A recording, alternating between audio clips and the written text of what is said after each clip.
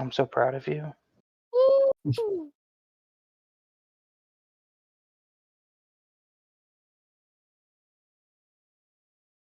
Oh, yeah. Yeah. Oh, that's a horrible line.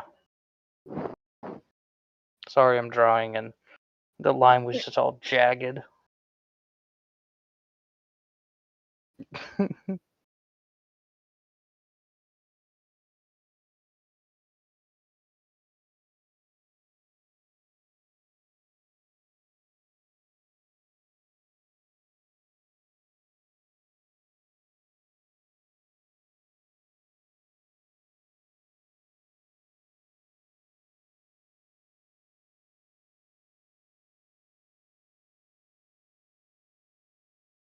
Yeah, she's had it's been a few days where it started off as a sinus thing, and then it just kind of. She took strep throat test a few days ago, and yesterday it came back negative. So now she has to do a COVID test, which is going to take 4 days. Jeez. Yeah. She got sick by her kiddos in her class. Yeah. Yeah, little kids will do that to you. Mm-hmm. Yeah.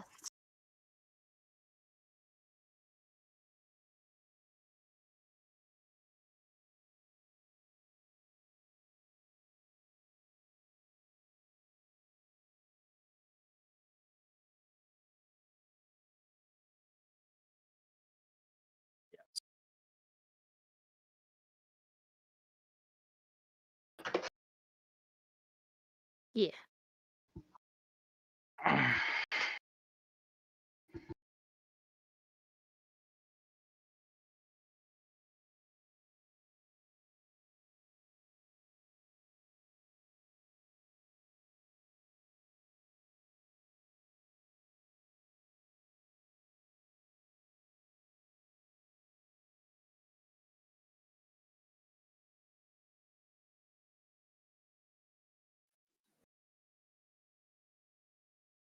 Thank you.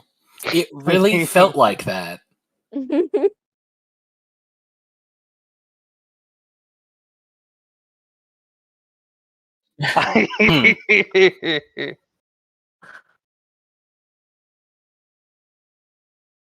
Yeah.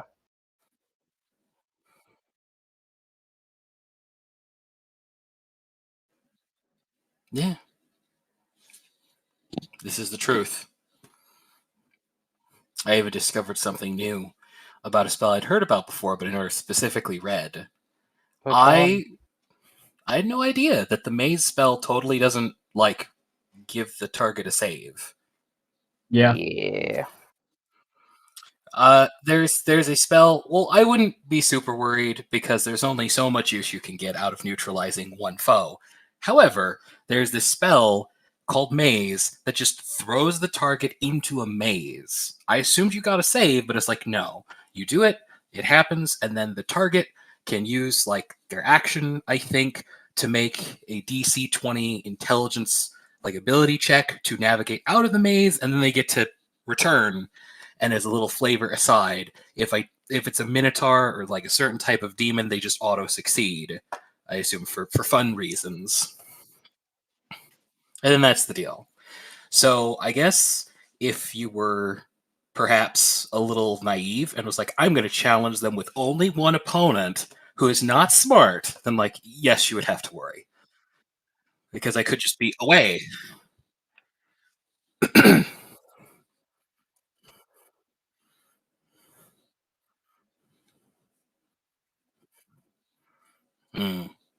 But you're probably not going to throw literally one thing and also forget what legendary resist. Well, I'm not sure if you don't get a save. I guess you can't legendary resistance it, but like whatever, it's fine.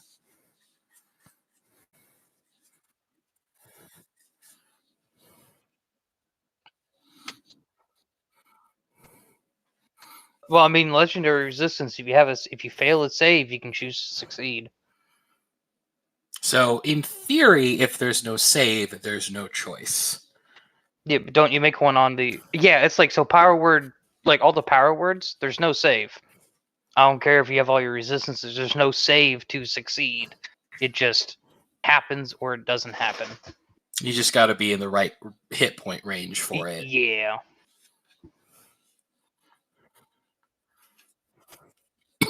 It's super, super scurry.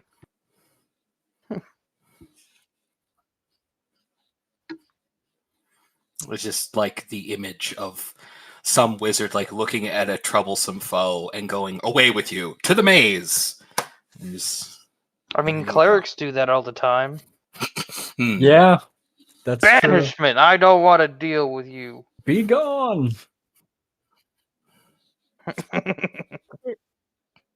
This is way off topic, but I just found it very funny that there's an excited about section and getting trauma is the excited about section. Why? And I forgot because we did it a while ago. And that just made me laugh.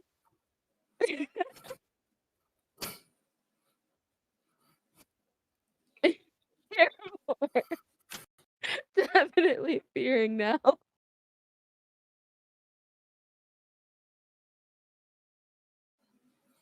You're also echoing on my end.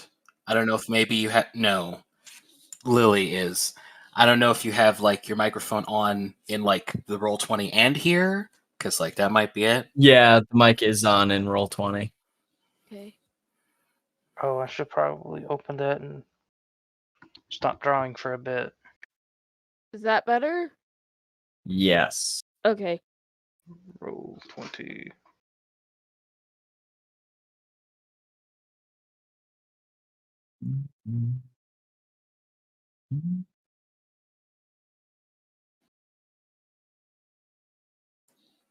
On a related note to myself, the push to talk button that I have chosen sticks occasionally. So if ever there's a point where I've clearly finished my sentence and then like there's this weird pause, but like it's still there, it may just be because the key is stuck. Right.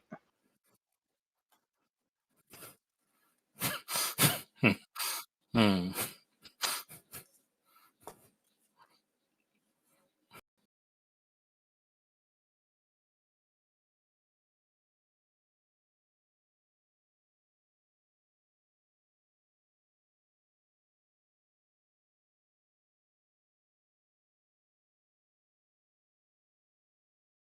Oh my god, I love these so much.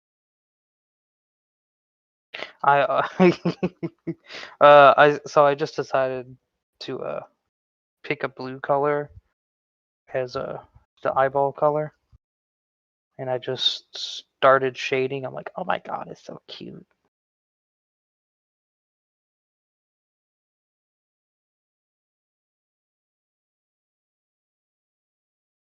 Ooh. I've never had goulash. Oh, nice.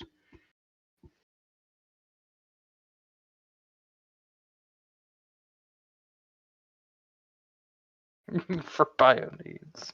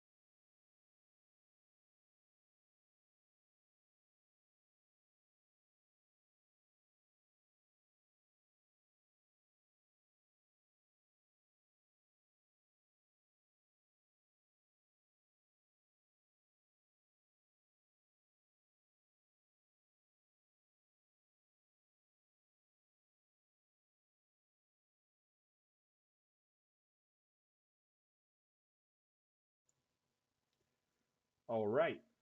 We are here. We've done it. We are finally here for the mostly average gamers, above average gamers, high level 20 D&D Adventure, episode 1. It began with a dragon. I'm Average Mike. I'm the DM for this group. We are down one Syvis. We hope she feels better soon. We look forward to having her back in the next episode. All right. But we're going to go around. We've done it. And I am hearing myself finally twice. Here. There we go. Now we're going to go around, and I'll start with David. Tell us a little about yourself.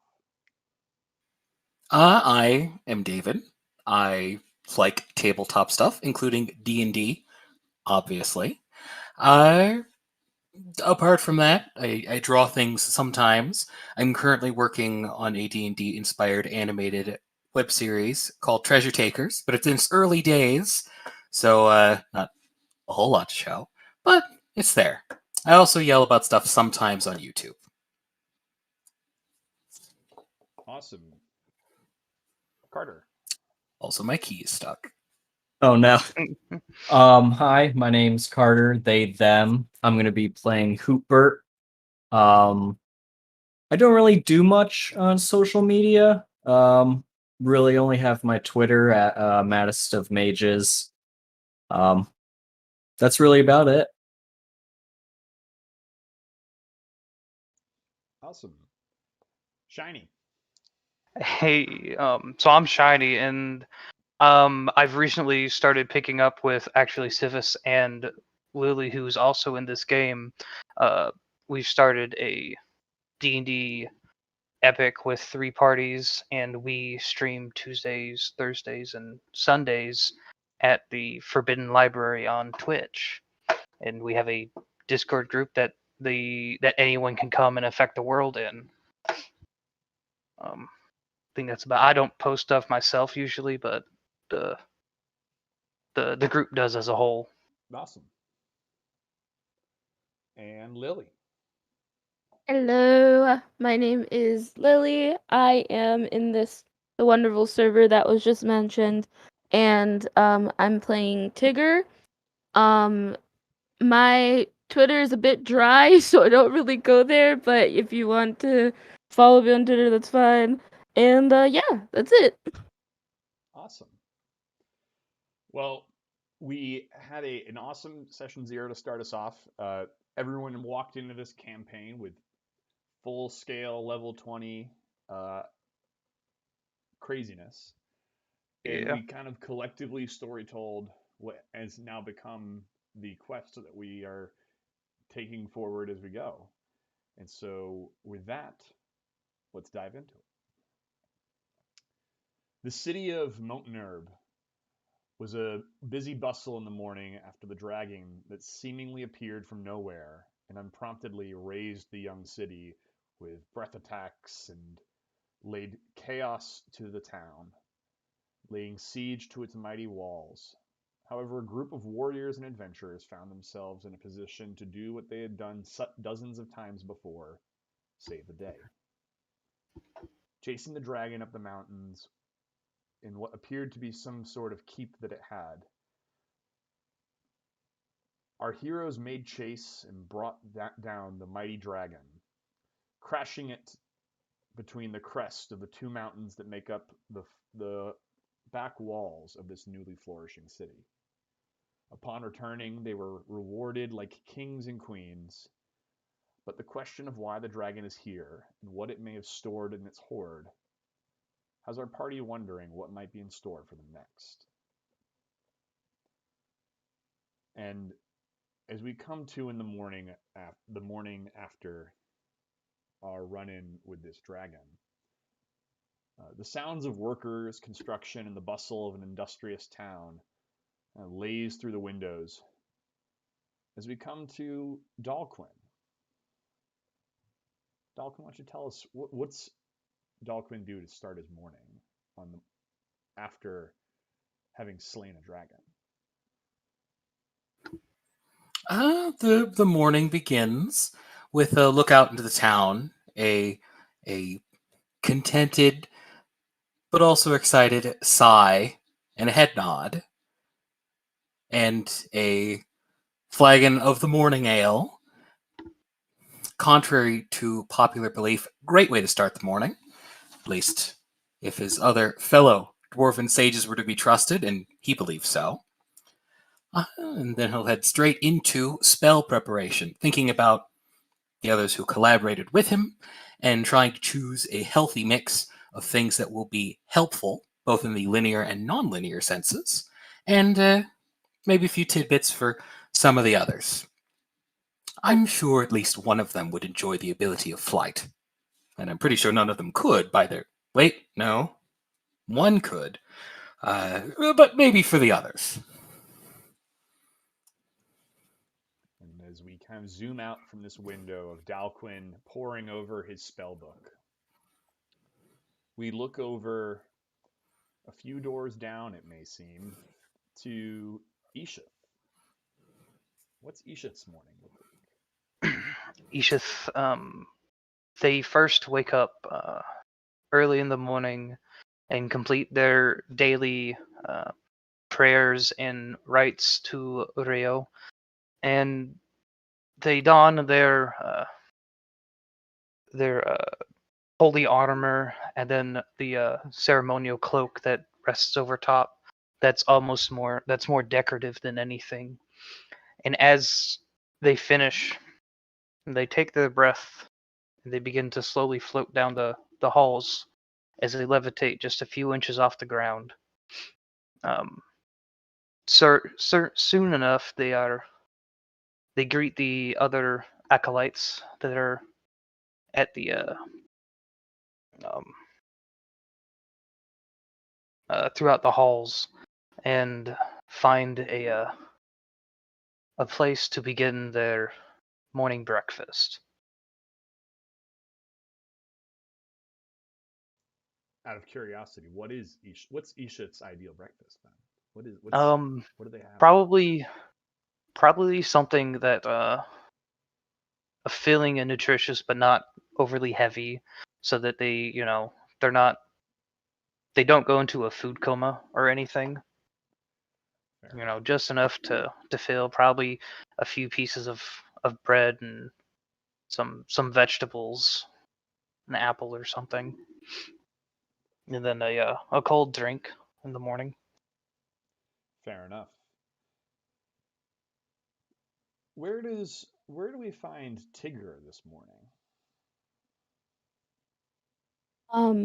Tig Ger has woken up extremely late for his class that he's teaching at his dojo, and he is like bolting to get there. He has like half of his like jacket on. He's like running, full-fledged running to get there. Just to realize that he canceled it a couple of days ago and he forgot. So he's probably just gonna try to make his way to like a tavern or something, to get like breakfast in a very defeated way. And fine breakfast he does. And we now look over where we see is Hootbert an early riser? Hootbert wakes up pretty early. But after fighting a dragon, he thinks he deserves some time to sleep in. So instead of 4 in the morning, he's gonna wake up at 5 in the morning. Yeah. Nice treat for himself. Yes, he probably, passes by the rooster before it crows, and he might. Oh yeah. He might actually see the rooster before he gets to work this morning. Yeah. But He wakes up in the rafters of the inn above wherever the fireplace is, so it's nice and warm. Stretches his legs. He's like 1 foot tall, 6 inches, like 1 pound. And he looks like a regular barn owl, but like out pops like arms and hands. And because like when he's not using them, he tucks them into his feathers. So he stretches his arms, cracks his knuckles a bit, and then tucks them back in and flies out a window to look for like a field mouse or something. So as Hootbert gets on his morning flight, trying to look for food, I would like a straight wisdom roll. Okay.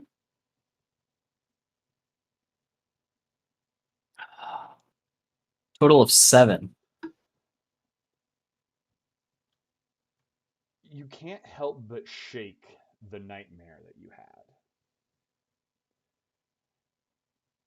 You felt like something was crashing down on you.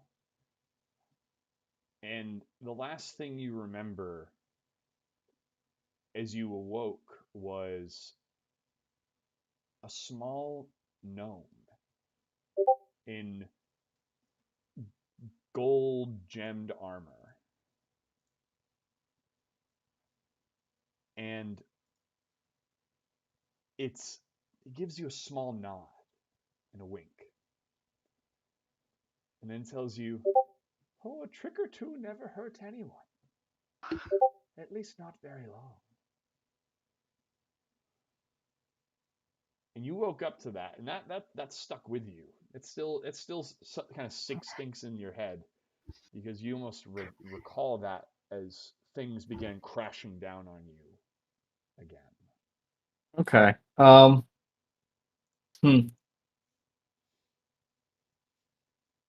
I think while looking for breakfast, Hootbert's going to really contemplate that. And after maybe successfully finding food, how far would you say we are from the events that just took place? Like physically? Yeah. Did you? I imagine you probably stayed in the city. Yeah. So it's dark. It's 5 o'clock still. The sun is just coming over the eastern. You can just see the light off to the east coming over the mountains of what are these mountains called again? The Scimitar Spires. They have a name. And you know that you could head towards that dragon if you wanted to. It wouldn't take long. It was just up the mountain. Okay. I think I'm gonna make my way to the mountain towards where the entrance to the cave was, like where I caused the avalanche to close it. You look and you see. You don't even need to make a roll for it. Because in the dark you see where the avalanche caused what you expect there to be just a large pile of snow filling the cave entrance, and it looks as if it's been cleared out almost like methodically and very, very judiciously. It's laid out, it's flattened out, and there's a large stone placed in front of the cave entrance. Detect magic, and I'm gonna get close up to the stone. You detect a couple different types of magic on this. There is some transmutation magic on it, and there is some, let me double check the exact type.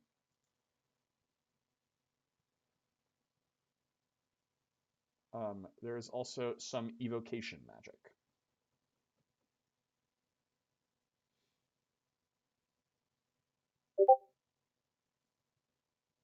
Okay. So you're just kind of coming up close to it? Yeah, I'm not gonna touch it or anything. If anything, I'm just gonna circle above it in the air. Right. So we zoom out from Hootbert circling in the mountains. to the naked eye, it would appear just as any other bird of prey circling through the mountains. And Dalquin,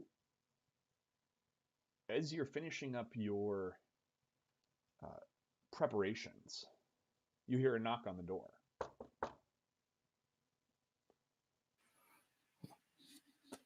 And last but not least, should be fun for tonight, especially if they haven't. Oh, and I'm going to signal for them to come in. Come in. You immediately recognize the person that comes in, and honestly, it's a little bit of a surprise. It's Brigitte Byrne. She was the leader of the city council. She was, you recall last night, she rewarded you all very handsomely for your efforts. Dalquin, it's a pleasure to see you. I'm not disturbing, am I? As she enters, Dalquin is going to deliberately stand up as like a politeness thing, because he's probably sitting, and will respond, "Not at all, head council member. To what do I owe the pleasure?" I can't help but... I don't mean to pry, especially in the actions of adventurers such as you and your compatriots from yesterday. Again, the city thanks you. And she kind of starts to walk. She walks in without being invited any further past the threshold. You know, she starts walking in almost as if it was implied that she was going to, walk in like she owns the place. She actually pulls out a chair and she sits down at the table. She kind of takes a long sigh. Then I will also sit after her. And she's you look at her and you see a face it's young but has carried a lot of weight. You know she's been ambitious. She has risen through the ranks. You know that that to be named the head councilwoman, she had to be elected by the people and then elected again by her peers on the council. She's highly motivated. But everything you've seen, she's done really, really good work. Dalquin, we're coming up on almost 100 years since this city was founded. 100 years. People thought, being out here, being out in Anorak, that we were a sign of good things to come.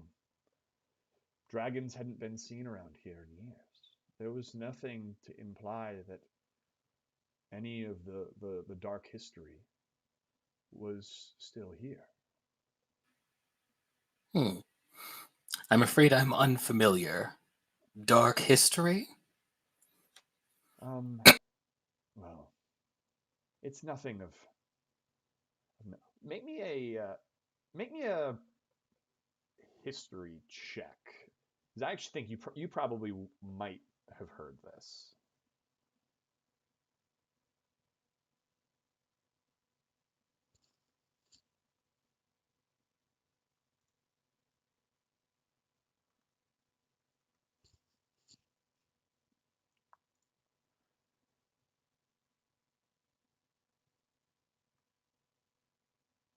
All right, what do we got?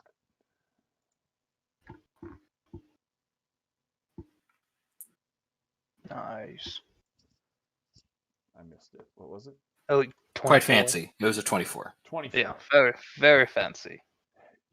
Almost as soon as the words escape you, and maybe they're almost asked in to solidify that you know what you're talking about here, you recall that thousands and thousands of years ago, according to not even history, but almost more the legends, there were dragons that used to live all up and down these mountains, and that this is also allegedly where one of the original homes of the kobold.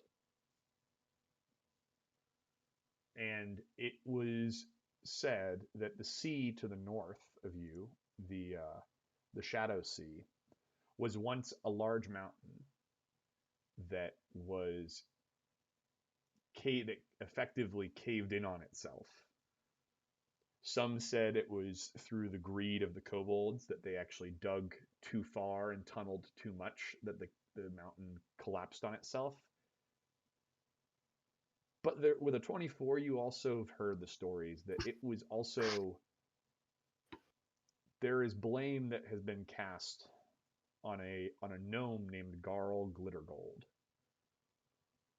who allegedly killed the original kobold, and he's the one who caused the collapse of the mountain.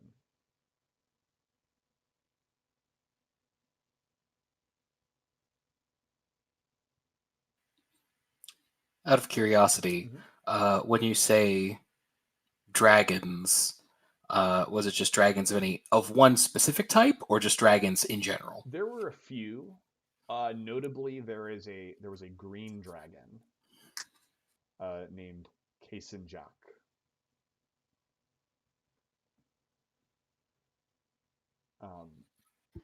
She was attributed to being one of the first dragons that had her own enclave of kobolds and a whole nation that basically she ran. But everything shows that she's been long since dead. We're talking Then almost 30,000 years ago. Then I will semi-upgrade the end of my statement to add on, unless you refer to the before times, where with kobolds and dragons, and the before the affair of the Shadow Sea. Yes, people have thought that with the affairs of the Shadow Sea and the fall of Nethril and all of the things that this land has taken, the beatings it seems to have took, that it was really truly nothing more than a desert. But we've thrived here. We've been able to grow crops, to develop a country, develop trade. We've proven that this is not an inhospitable place. But then these events with a dragon show up, and it is... I'll cut to the chase. It's in our best interest to understand why. And you have always proven to be very effective in this. You flatter me. I do my best. And considering my current business takes me in the same direction, metaphorically speaking, I would be more than happy to look into the origin of yesterday's dragon. Thank you. There has to be a reason. There has to be.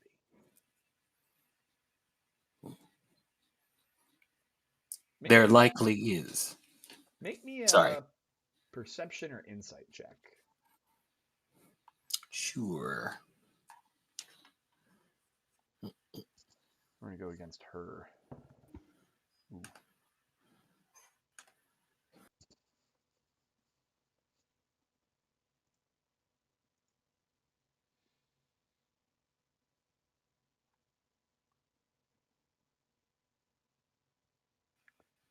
Yeah, that beats her natural 2. Hmm. You see, she appears to be very happy that you are taking her up on this, but she's also clearly distracted.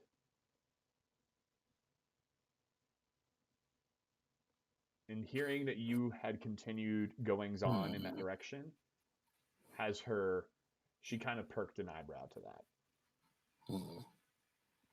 Well, if there's one thing that my character has learned, it's that one of the best ways to deal with anybody in authority, though she sounds on the up and up, so this probably isn't as necessary, is being forthcoming and straightforward. So I will totally take this opportunity to not only say what I was going to say, hard-fought victories are rarely so easily relinquished.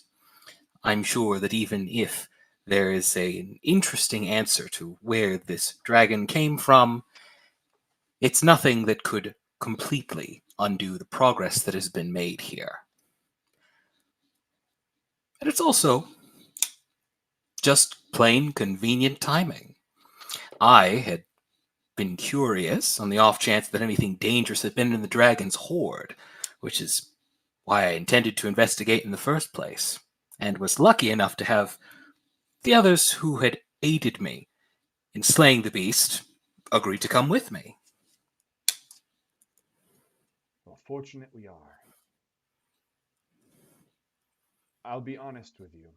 We are trying to expand our financial growth in this, so that we aren't just a trade city. We have not really gone any further into the mountains. We believe there could be things of value, minerals, primarily. We just,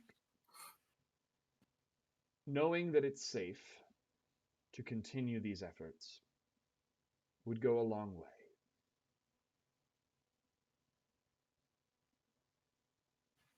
Invisibly, or perhaps not so invisibly, there's a thought that crosses Dalquin's mind that goes, I didn't think you won for ulterior motives, but perhaps not. She How can easy that is to pick up on my face depends. I don't say it. She's Definitely. pretty like self-absorbed in herself right now, but you would pick up still with a 25 on that insight. You know that she doesn't say that happily. She's pretty. She knows that this is not the thing she wants to do, but in her mind, it feels like it's the right thing. And it's that feeling of, I guess this is the next step. Okay. There's exasperation kind of in her voice. All right. It definitely changes the mental note. Yeah. For now. Dun dun dun. And she gets up and puts a hand out. Well, I'll let you all get to it. Thank you. You're welcome. I will note, however, that while we are going in the same direction, I don't know the others quite so well. If the issue of services rendered and fees dependent come up afterwards, or perhaps if things She complicate. She looks to you and she says, I've come to you asking for your service. Whatever else you find with your colleagues is for you all. You will be compensated for the information that you provide me and provide our city. I come to you not on my own, but as a representative of the council. Okay. I merely wanted to bring it up since none of them were here to pitch it. I'm fine with helping out, but I didn't want to speak for them before they had a chance. I just want to put it out there. Of course. And she But that sounds, I'm sure whatever works out will be acceptable. gives a small nod. Thank you again. And gets up, turns heel, and walks out the door. As the door closes, we will return back to Eeshuth. So after having your breakfast, you all know Breakfast that of you're Champions. breakfast of champions for sure. You all presumably made some sort of plans to meet up somewhere in the morning. Yeah. So Probably either somewhere in like a major center point that, is, I don't care if you've ever been to the city or not, but you see it and you can find it, or probably near the one of the gates or something. yeah, they're the gates. You recall. I mean, the city's walls are massive and tall and thick. So the gates are always easily found. But you would recall there was a nice town square. It had one tall lone tree that supposedly the city was effectively built around, as this was a small fruit-bearing tree. There's like shops around that area or Yep. something? Mhm. Yeah, we probably would have suggested to go there, and so that if we have anything that we would need to purchase before the outing to be safe or something, like potions, because healer person is gonna be no, you jumped into that pit by yourself. Fair enough. So as Eeshuth ends up is perusing the early morning wares. Tig Ger, as you walk out from your morning bar hop, slightly drowning the embarrassment of your morning escapades. As you walk out, you see a familiar face, or rather, a familiar beak. It is Oh, one of the Kenku that you. It was actually one of the first Kenku that you began teaching out in the woods. His name, you would recall, his name was Knocker. Knocker. Okay. Tigger would just like stop because he almost ran into him and be like, "Oh, dude, Knocker, what's up, man?" And it's like trying to do a handshake, but doesn't know if he knows the handshake at all. Knocker 100% knows it. He didn't know Yeah. it, but he figured it out. And he goes right through and he just, dude, yeah, it's good to see you. Good to see you. We heard you got into a bunch of trouble yesterday. I wouldn't call it like trouble. I would call it me saving the day, 'cause that's what it was. There's a lot of me. Definitely me, not the other cool people that were there. It's funny, that's how almost all of your stories are told, that it was always all you. But we haven't had any training in a month. And Uh. and the dojo, we still live there. And we have no food. Yeah, see about that. the food situation, I'm working on that. I said I needed some time, and I'm working on it. It's happening. Just gonna take a little bit more time. Gotta find like a sponsor or something. Maybe wash some wagons or But we'll get it. We'll get you food. Don't worry. The hatchlings are we've been having to feed them secondhand worm. It's Are been they? bad. Do they taste good? No, they don't. Are they still alive? Uh, there's the worms. No, the worms aren't alive. No, the hatchlings. Are the We've only- hatchlings alive? We've only lost one of them. Oh. And just starts counting on his fingers, and he's just like, "Well, I think you guys could survive like 5 more weeks, right? Like they could survive 5 more weeks until I get the funds, right? How many is there? Is there like how many hatchlings are there? You would know from the last time you were there. Like Okay. there are one. There are at least 10. Oh wait, no, that's the wrong list. Never mind. There's at least 10 Kenku that you've been training regularly and that have like been training.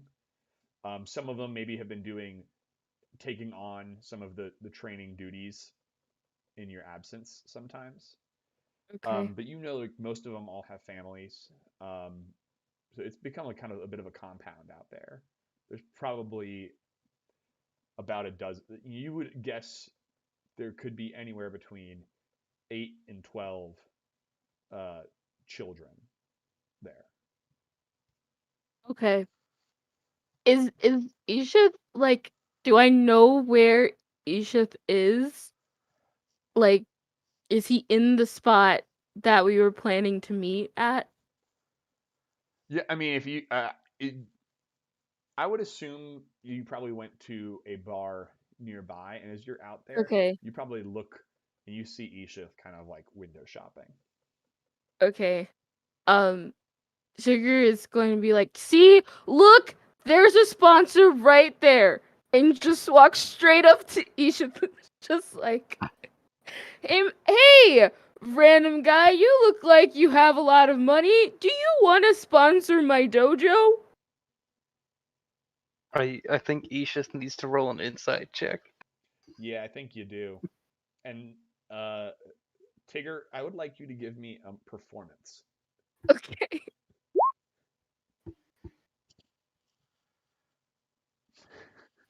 Not bad at all. What'd you roll? 26. 26, and then you rolled a 21. 21. Oh my god. Knocker's beak just goes. Sponsor. So Knocker's there as well, right? Yeah, he Okay. like kind of like hopped over, and as she says this, and you like begin whatever you do, Knocker is jaw open, beak open at the gall. The gall. But is also like, are we actually gonna finally get money? There's a little bit of hope. You asked Eeshuth if I wanted to be a sponsor of a dojo. Yeah. Well, what kind of dojo? Just your regular, kung fu high trying, training dojo. Nothing, crazy. Just, the knowledge I've learned over the years, and I just like to pass it on, and just pat Knocker on the shoulder. This is your dojo, and you looks over to Knocker. You go here? I've been here since I was this tall, and he like reaches down and like it's like a foot off the ground. I mean, like you're talking like this is like Knocker's known Tig Ger since he was a little kid. Yeah, so We go way like back. Eeshuth is on the taller side. I was like, oh, that's so tiny and adorable, but I gotta be quiet because you're doing something. um, how many students do you have? I got like 10 consistent. We're trying to recruit more. But we just need, we have poor little, children and their families need to eat, and it's really important. If you give us 1,000 gold now, we'll send you little drawings of the children. It's great. It's like. I'm Oh sorry. my god.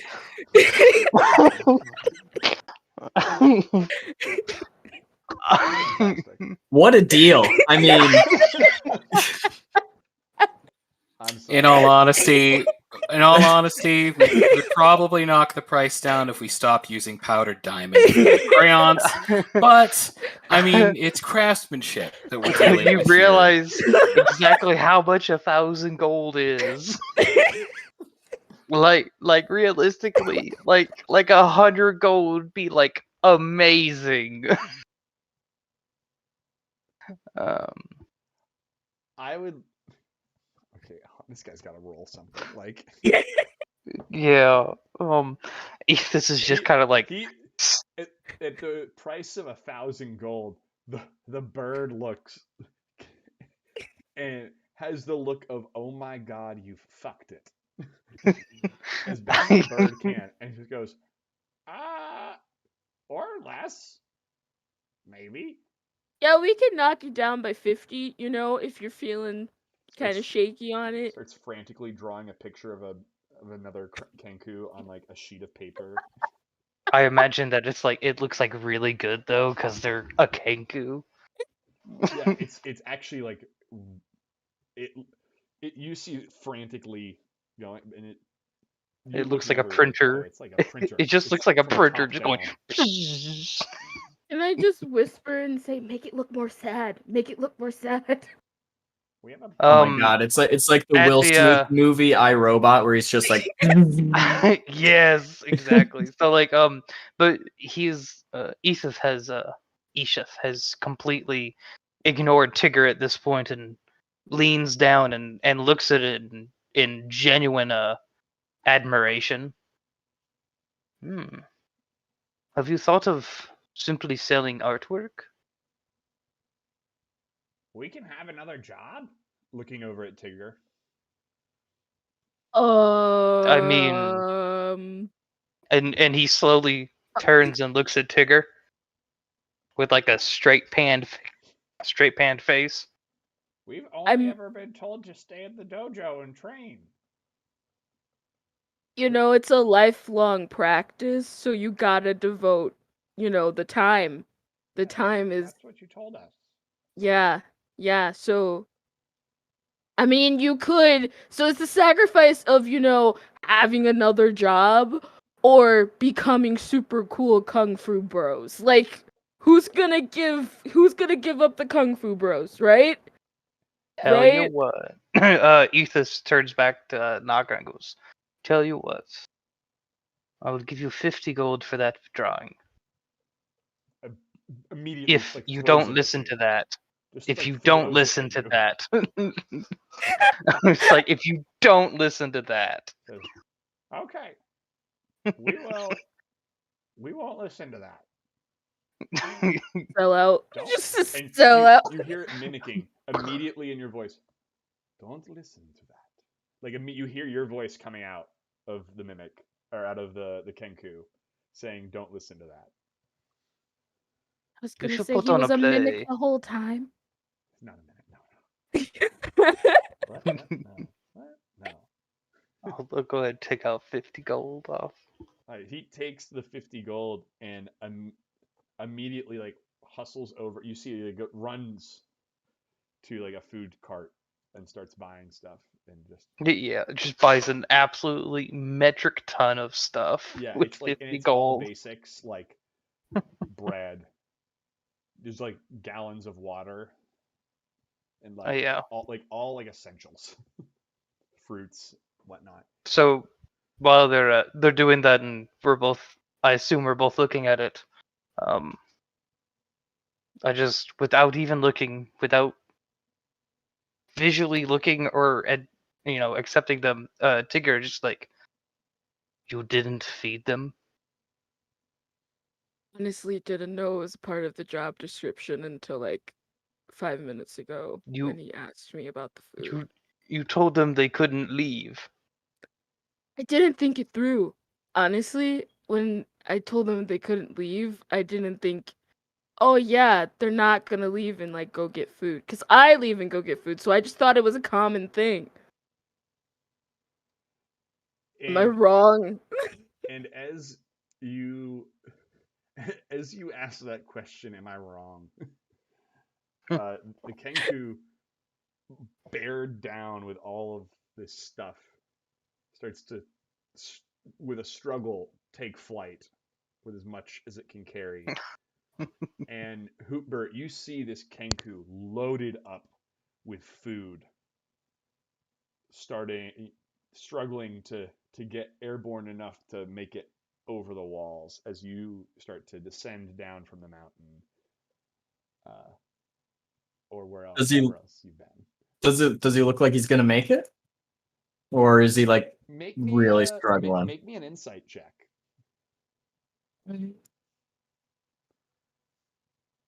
27. Yeah, he will make it over the wall. After that, he might be walking, but he'll make it over the wall.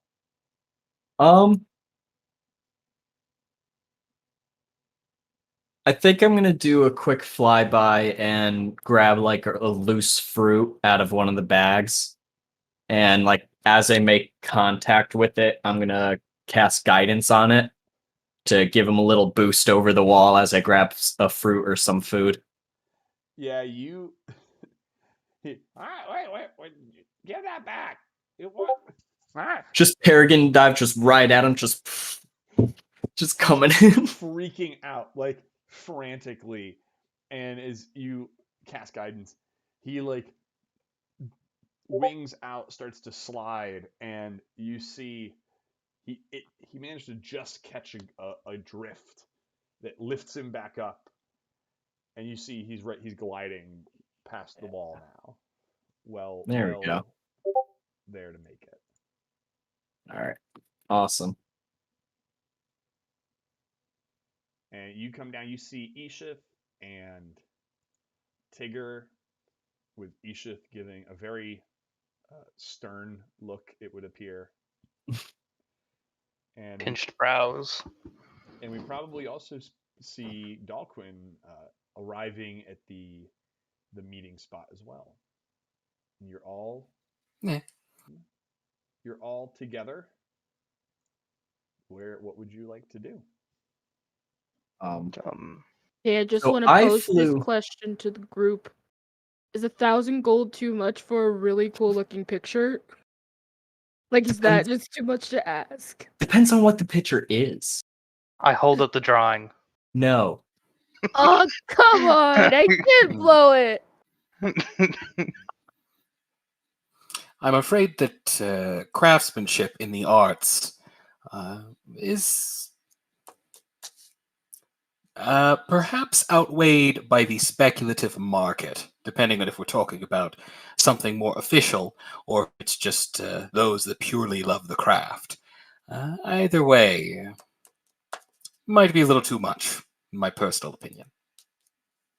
I will admit that to be clear, I did not spend 1,000 gold. I gave them 50 so they could buy food, so they didn't starve. He thought about it. I saw it in his eyes. I didn't stare. At the top of your head, because I think I'm taller than you. You're probably taller than me. And watching them draw this was cool, though. I must admit that. Just went. Live performance has to add to the price tag somewhat. I told maybe them they not should make a 1,000. show of it. Oh, absolutely not. Yeah, like if you go to a dinner show, you're paying more money because it's 2 things instead of 1. Yeah. Right. Yeah. So where's the other 50? We should have another 50 just to even it out, you know? Just for It's the artist's live. skill. Yeah. Yeah, where is the other 50? Along with all the food for the hatchlings. Look, I'll send it to them. It'll be fine. Just give it to me and I'll send it to them. We just beat a dragon. You should have enough money to set them up. You were just given Quiet. 1,000. Out of Let's not character, talk I thought it about- was 5,000. Was it 5,000? Was it 5?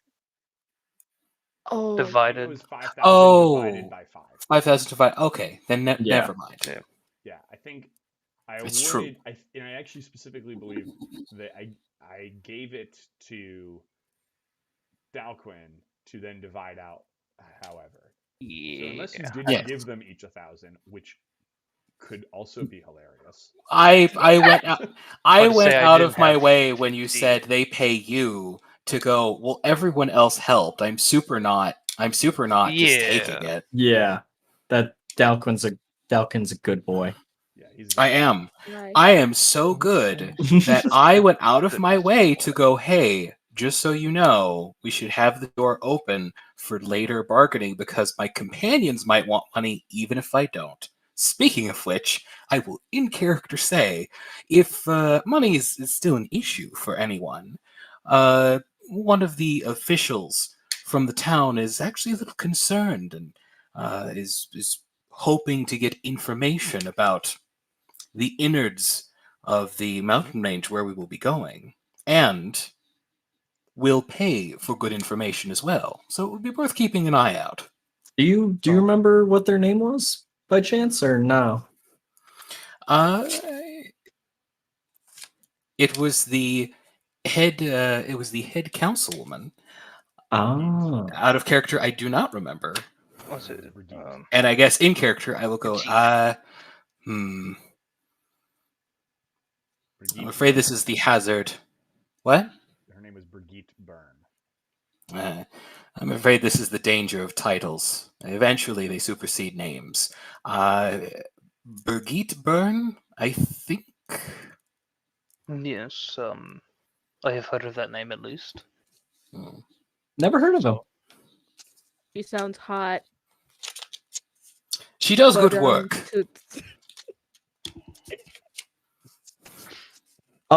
That's good to know, but there's also something I think we should all take a look at.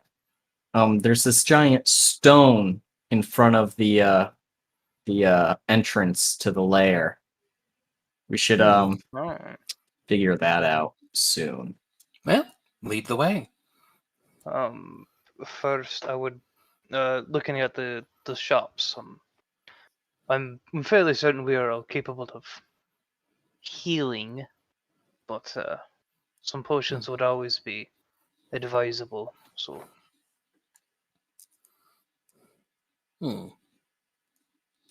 Reasonable, Not a bad idea. though we should be quick. yeah, we are in the Yeah. market, For and the I'm just sake of- looking for so for- greater Yeah, potions. for the I just sake wanted like of 2 of simplicity, them.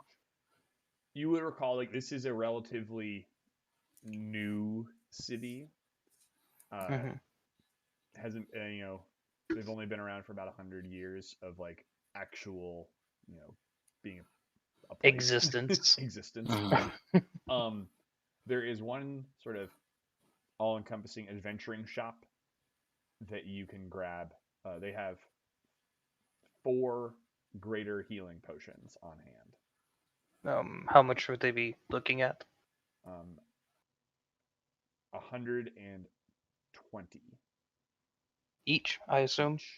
each.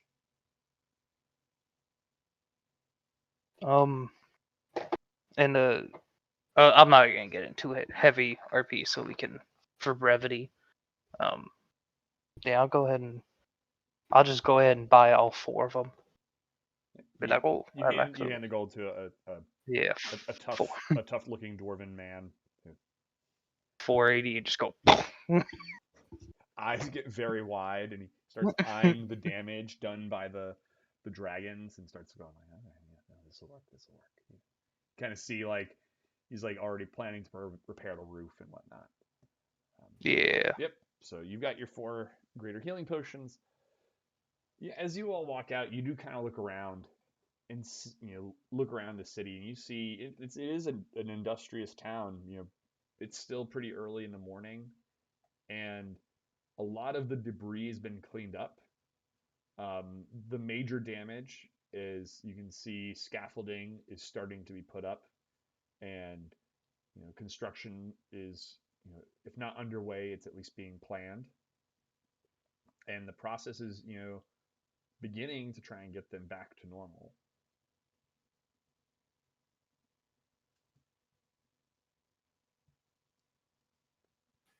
They Quite work swift. fast here. Agreed. It Well, was we just should- yesterday. It felt like we were fighting a dragon. Oh wait, it was yesterday. well, Did we but- have like a big feast or something afterwards? Presumably. Okay. Here in the town? Mm-hmm. Mm-hmm. Okay. With I think y'all were treated to a heroes banquet at the in the town council hall. Brigitte was there. Some of the other town council members were there. Remember Zom Thunderhead, a big half orc guy, made a huge fool of himself. Drank like almost a half a barrel of ale by himself. Okay. So after we buy the potions and we're on our way to the stone, I'm gonna quickly swing by the town council hall, and Hootbert's just gonna make 2 diagonal scratches in the wood just on the outside, and then continue on his way. On the hall. Yeah. Hmm. Noted. All right. Hootbert, so you're, this size, right? Yeah. I have a crook that you can absolutely land on. Oh, absolutely. Hootbert doesn't have to fly or walk. Hell yeah. Yeah. I think I'm as a 16 strength. I think I'm strong enough to still move the staff. Yeah. So Either that, or you can find a shoulder. So you all taking the most direct climbing route that you can up there? Yeah. Or are you taking magical means? I mean, Since only one of you can fly. I can fly if I cast a spell. Okay. I can fly if I believe. You're doing it, Peter. You're doing it. Can you cast fly? I Or- cannot. I can. Yeah. I mean, we could absolutely.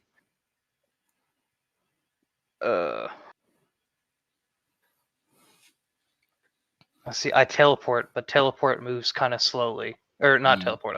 I mean, I can, but If you upcast fly, can you target more than one person?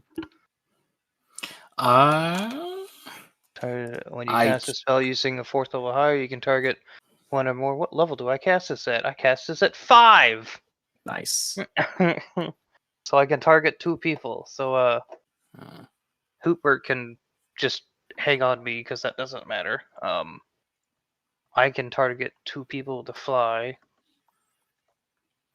I had intended to go there normally, unless unless there was a reason or someone prompted to go differently.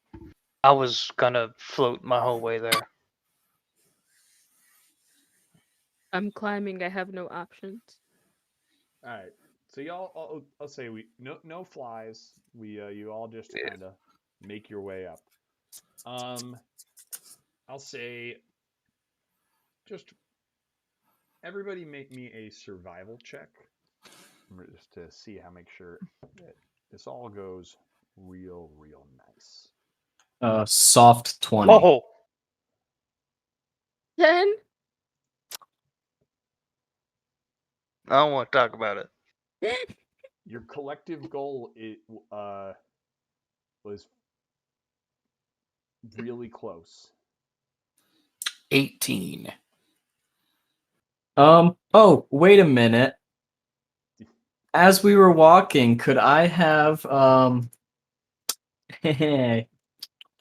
used my emboldening bond and give everyone a D4? Ah, we're back to this again. Yeah. Ha Yeah. Hell yeah. That'll put you over the edge to make sure that you have There we go. test on a mountain. And you guys have that for attack rolls, ability checks, and saving throws for the next 10 minutes. Wow. And I could do that 5 more times. Oh my god. So I'll say it probably runs out by the time you guys get to the top of the mountain, but you make it up there and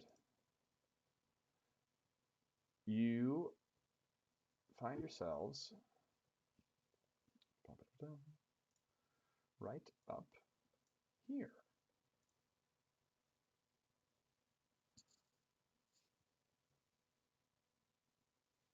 Hey, look at our little tokens. Yay! Hey. So you come up, and exactly as Hootbert had described it, there is a large stone sitting in front of the cave entrance. Is that it? It's like right here. Oh, okay. Like right now. Okay. Yeah, it's Gotcha. like you can see like there's a cave entrance, and it's like jammed right in. It's like right in the middle. So is it like blocking all passage through, or it's you have to walk around it? It is blocking all passage through. Ah, interesting. I'm afraid it's I- all dark for me. Oh, right. Like I can see myself. I apologize for interrupting. That's fine. We can do this.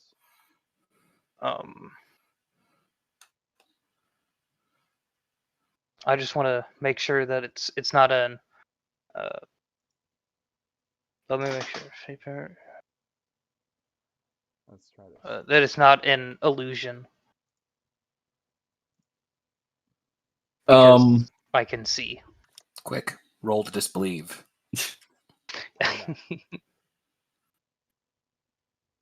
I can now see. Yay! Awesome. It's now good. I'd have to walk up within 30 feet. But wait, never mind. It specifies creature.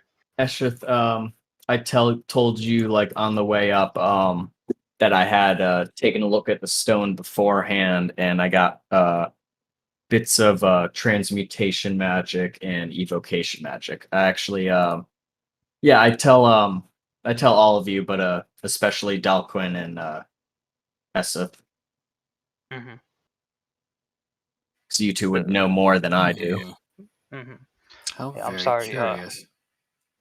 Yeah, the ability I was looking at specifies shape changer or creature concealed by illusion or transmutation. So never mind. If it's not a creature, don't worry about it. What's this spell? Out of curiosity. It's Witch Sight. Eldritch Invocation.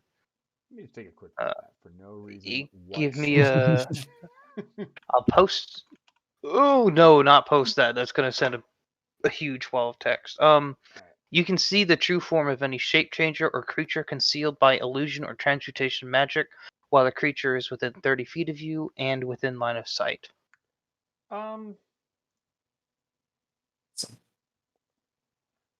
It's not a see invisibility. It's just if it's a creature. No, I mean, does it tell you if it's a creature, or does it just tell you?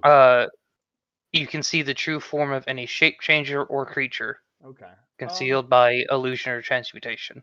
Yeah, there's no illusions or no transmutation. Yep. It's not like a being. This is a. I mean, like, I guess if it's a shape changer, then it would. But it, I mean, it specifies as illusion and transmutation. So, I trust you as DM to say, "Hey, this is weird." Yeah, that is. I mean, that is. I'll tell you that's weird. That's a weird ability. But no, it's It's Why- a high level warlock thing. yeah. Why don't you roll me Arcana? Ooh, I like Arcana. I don't like this dice. Yeah, no, with your witch sight, I mean, like what you see is you're like, this appears, whatever this is exactly what it is. It's not hiding anything per se.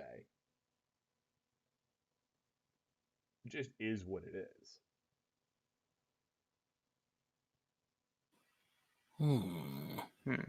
And like I don't get anything weird off of it, right? Because it is what it is. If you usually like to detect magic, you get the same things that Hootbert gets off of it. Like I don't it think is- I have that one, but yeah. I'd say you with your witch light, you would pick up there's something magical about this, but it's Oh, not okay. hiding what it is. Yeah. Hmm. Okay. Just want to make sure. How strange. Could Is there, someone like- be acting against us already? I would surely hope not. Just me. Is there like a leader in our group? I don't know if there's a leader, but I'm walking up a little bit. I'm walking with you. If we're I gonna have vote for an idea. leaders, That's I'm 30. putting my name in the hat. Okay. If you say that in character, I say you didn't feed anyone. Shh, don't have to talk about that right now. It's not the focus. I vote Dalquin. I'm fine with that. He has personal connections at least. He's They smart. know him. Very true. Very true. I am flattered in your astute observations. I like the way he talks. It's cool. He's cool. I like your funny Funny words. words. like Like your that. funny words.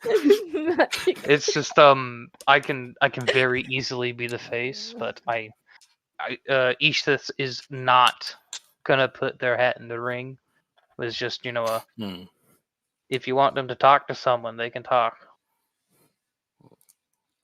Point A me in a little. direction and I'll go. Yeah. Alright, as you two get close, you do notice something a little bit about this stone. We'll go This 20 kind feet of away. round stone almost looks like it has like parts of it are scaled. Like it looks like it. Does it look like it's like carved It or? looks carved. And it looks like it's carved like a dragon scales. Like it looks like it has some sort of scale texturing to it, but there is a large flattened piece that kind of leads out as being like the most open spot. And you see there is another carving on it, but it's a little bit smaller. If Hootbert gets close enough with my passive perception, could I help him out a bit? I think we all have high passive. You've all got Yeah. high passives, and I would say passives. It would be more for like you're kind of keeping a lookout for it rather than Okay. because this is Yeah, an investigation check. Yeah, I'm pretty big on your That's a passive is 12. only your passive. Yeah. It's not your active. Yeah. I'm not Okay. good at Hey! investigation. I have a -2, so I'm Well, investigating a this. nat 20 gives you everything that you want. So I'll even get closer. Probably with that With- because I'm with- close. with the wind kind of whipping around as you've kind of reached up to this mountaintop, you were reminded a little bit of, some of the stories you'd heard about this area, about what had happened with the Shadow Sea, and that it was, allegedly a mountain that collapsed. and that that there thousands of years ago used to be dragons that flew around here. And on this carving, you see a dragon flying over a mountain range, and you would recognize it as being this mountain range, notably with a massive mountain right in the middle of it, where there is now a small sea. Oh, I'm pointing all these out like that's the dragon, that's it, but that's a big mountain, and then kind of like turn to the direction that it is Yep. to the sea, and be like, point at the sea and point at the giant mountain, be like, You notice two things though in addition as you kind of start to like after you've laid the landscape, you start to look a little bit closer. You see a small clawed hand sticking out in the carving of the mountain, and you see a small humanoid figure at the very edge of the carving, in some sort of ornate armor.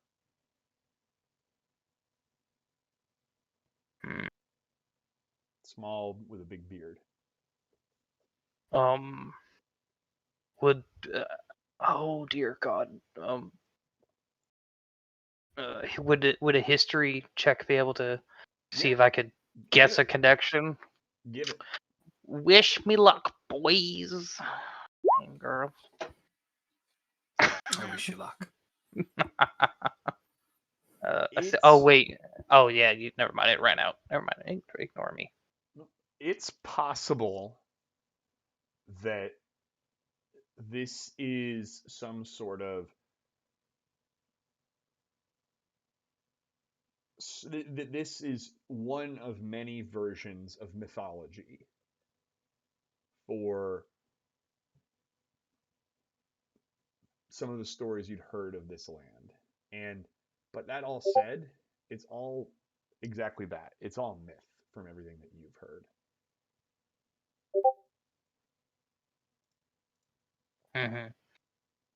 I'm pointing out everything that I can see and think of to the group as well, not keeping anything quiet. Okay. Curious. There are scholars who say that the mountain that collapsed did not collapse due to the greed of the kobolds, but through influence of an old gnomish god.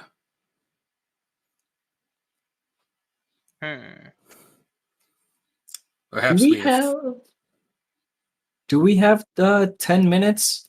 You guys mind if I do something for like 10 minutes? See if we could get some answers? No, certainly.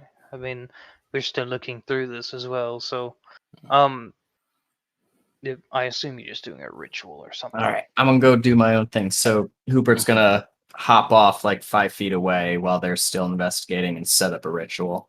I'm going to turn to Eeshuth and ask, do you think this stone is safe to touch? Well, there is a magic. It's certainly enchanted in a transmutation form.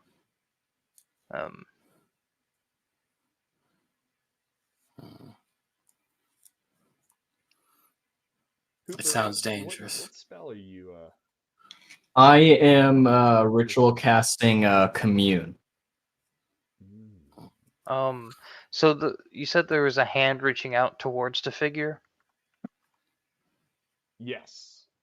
How is the hand shaped? Is it kind of a like it's grabbing it, or hand out, like palm up, palm down? Yeah, towards it's like it is coming out of the mountain. So it's like more of like an aggressive grab versus. Yeah, and it's almost more like it's coming straight up rather than straight out. Oh, straight up. Oh, okay. I shall wait until our compatriot does whatever he desires. I agree. I assume that we're like mumbling back and forth. Oh, while they're mumbling back and forth, I'm going to shout out to them. Think of a question or two you want answered as I turn my back to them and I'm still prepping. Hmm. I Curious. would like, Hootbert, I'd like you to roll me a d4. Okay. For no reason at all. None. None whatsoever. 3. 3? Yeah. Do the questions have to be yes and no questions? Yes, Correct. no, maybe. Yes and say. no. Ah, I've heard about this. Don't think I've ever. Might have witnessed. I don't know. It's interesting. I've seen some. All right, guys. I'm ready. Fair warning, this is not going to be pretty. I learned everything by myself. So Hootbert turns back around. He has a small little vial of something. And he swigs it back and puts the cork in and tucks it into his feathers. And then he burrows into the snow just so his face is showing. And then slowly his beak opens like that and then goes slack. His eyes glaze over and he looks like a dead owl in the snow. And we cut to Hootbert just in a black void, like a what are those isolation pool things? Oh my Sensory God, deprivation sensory, tank. Yeah. And where he's just floating in the darkness. So, you... I kind of lean over and be like, so how are we supposed to ask him questions? So, as you've come into this empty void, you hear a new voice in your head. You've become familiar with a handful of benevolent and otherwise deities throughout your service. But the feeling you get now is something otherworldly and oppressive. And you are just, all at once you are greeted by a flash of prismatic color and a booming voice that just says, "What do you require?"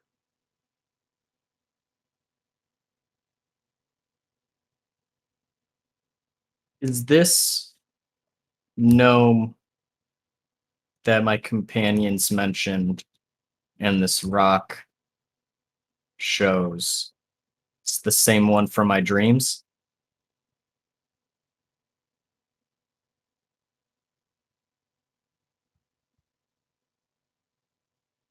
Out of character, are you asking if the rock that's in front of you is the rock from your dream?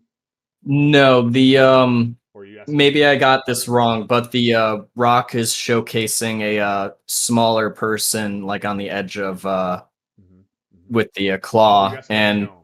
The gnome? yeah, Yes. and then Dalquin said, "Oh, there was something about a gnome god." Yep. You hear just a booming yes, and it echoes through this chamber, which feels almost impossible.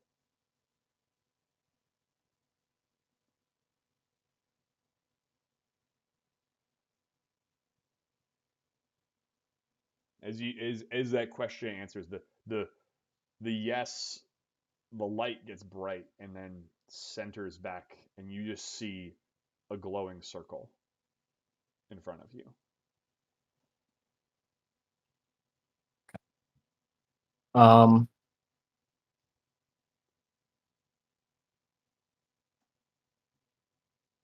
As Eeshuth said, how are we supposed to ask him questions? Hootbert's body twitches and his dead eyes look towards where the sound came from.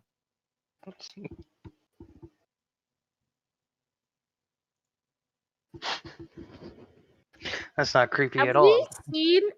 seen Hootbert do this before?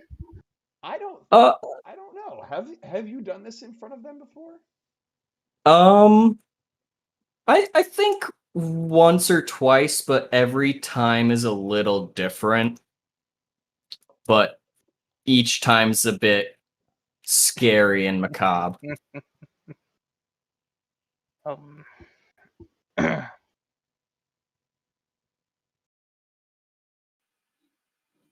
is it dangerous to touch this stone? The Eeshuth's voice echoes very faintly like a whisper through the void, and I ask the glowing circle that question. Is it dangerous to touch it? No. And the light echoes again. The light and sound moving as one. And the circle slightly changes colors from a kind of bluish green to a reddish yellow.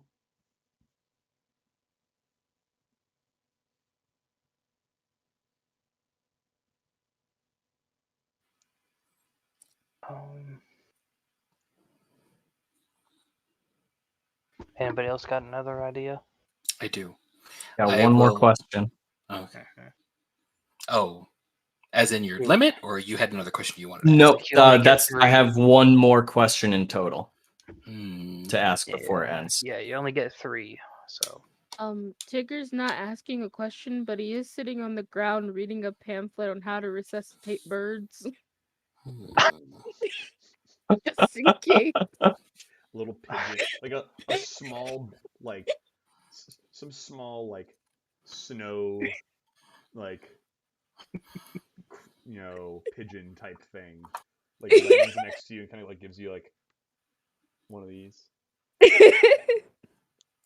I'm just Flaps gonna off. whisper to it, be like, "Do you know how to resuscitate birds?" I'm asking for a friend. Literally, he's in the snow. I will ask, are dragons our true foe here? ooh.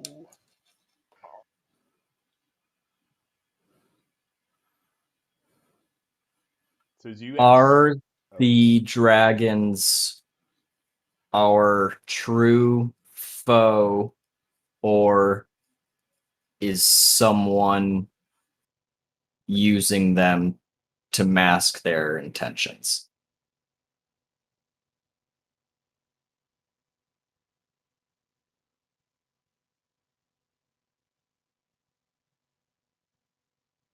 There's a long pause. And you see the circle in front of you swirls more and more. And eventually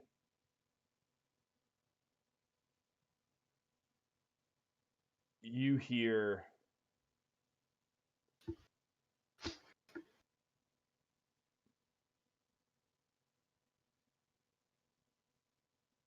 yes and no.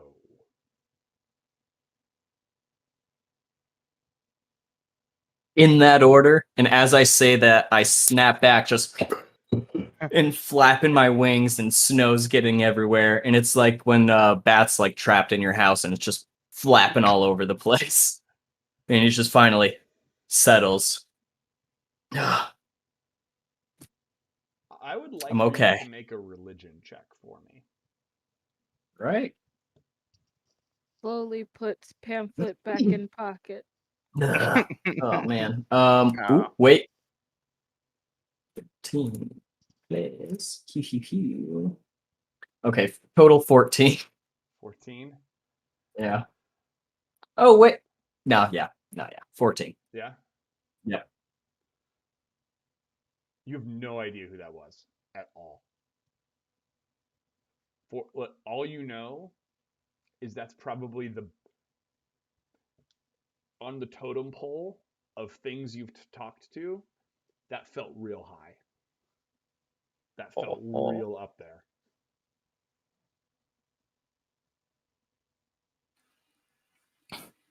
I will turn to Chrissy and I will say, "Thank you. I was going to ask if this stone was safe to touch." Yes. We can touch the stone. There's definitely something more going on here. That's for sure. And Yeah. this gnome is the same person in my dreams the past few days. Your dreams. That's A very... gnome in gemmed armor shining. Dalquin, make me a religion check. This is a DC 15.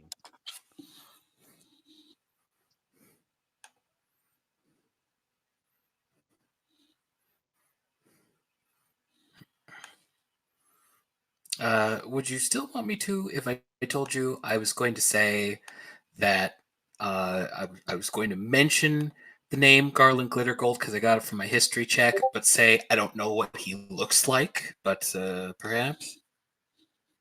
You can.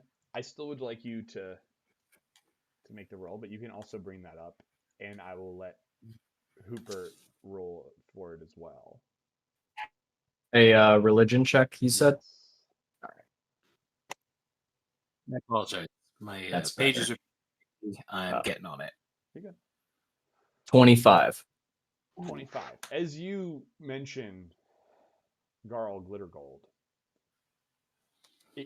that clicks with you, Hootbert, that's probably who that was. Garl Glittergold, you've never interacted with him personally, but you are aware from other holy folk you have worked with and been around. He was a gnomish god that was considered to be a deity of luck, protection, and trickery.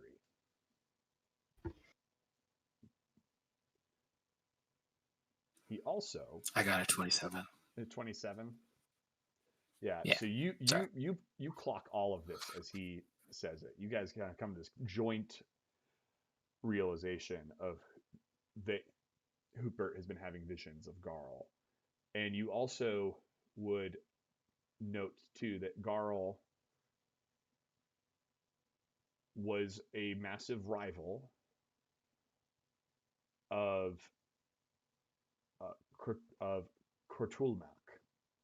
Kortulmak is the patron deity of the kobolds, and often was considered to be the first kobold.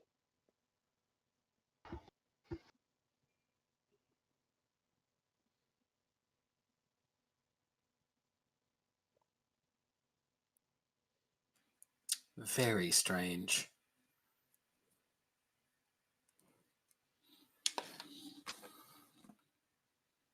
That description sounds like no coincidence.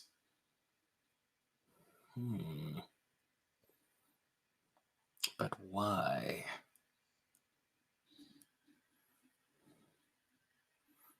Was GM, was the oppressive feeling during my commune the same kind of crashing feeling I felt in my dream? Totally different. Okay. Yeah, the crashing feeling was like things falling on you. Yeah. The feeling that you got in your commune was something akin to gravity. Yeah, just all around pressure. It was, yeah, it was otherworldly pressure. Okay. If you didn't know that you were in a if you had been there for much longer, you don't know what it would have done to you. Okay. If you don't mind me asking, how long have you had these dreams? That's a good question. Was it like a few days to a week? Like pretty recent, or has it been a while? It's pretty recent. Okay. Honestly, in the last 24 to 48 hours. Oh shit. Okay. This would be probably the third night I've had this dream.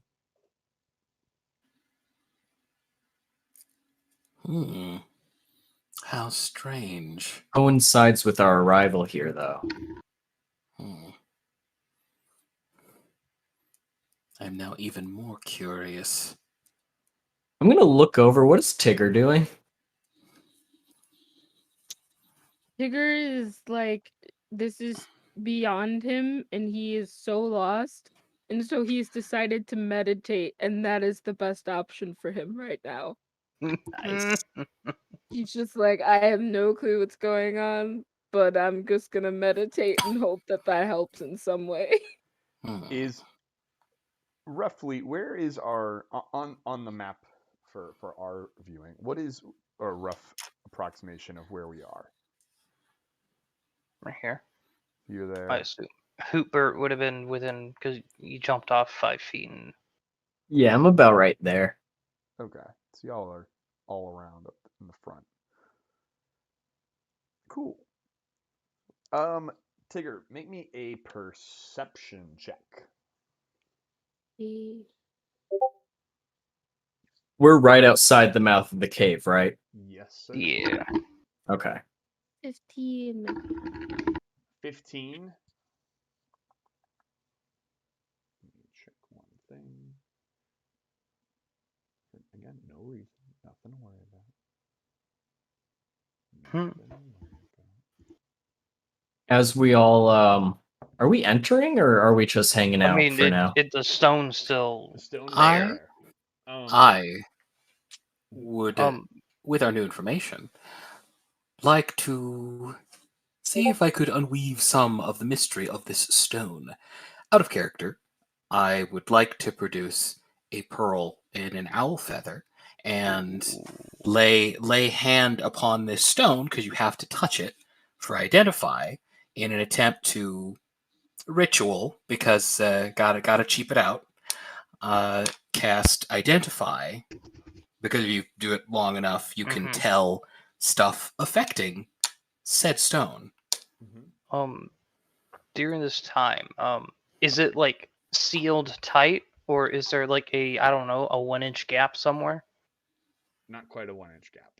Oh dang. Okay. Hoopert's real small.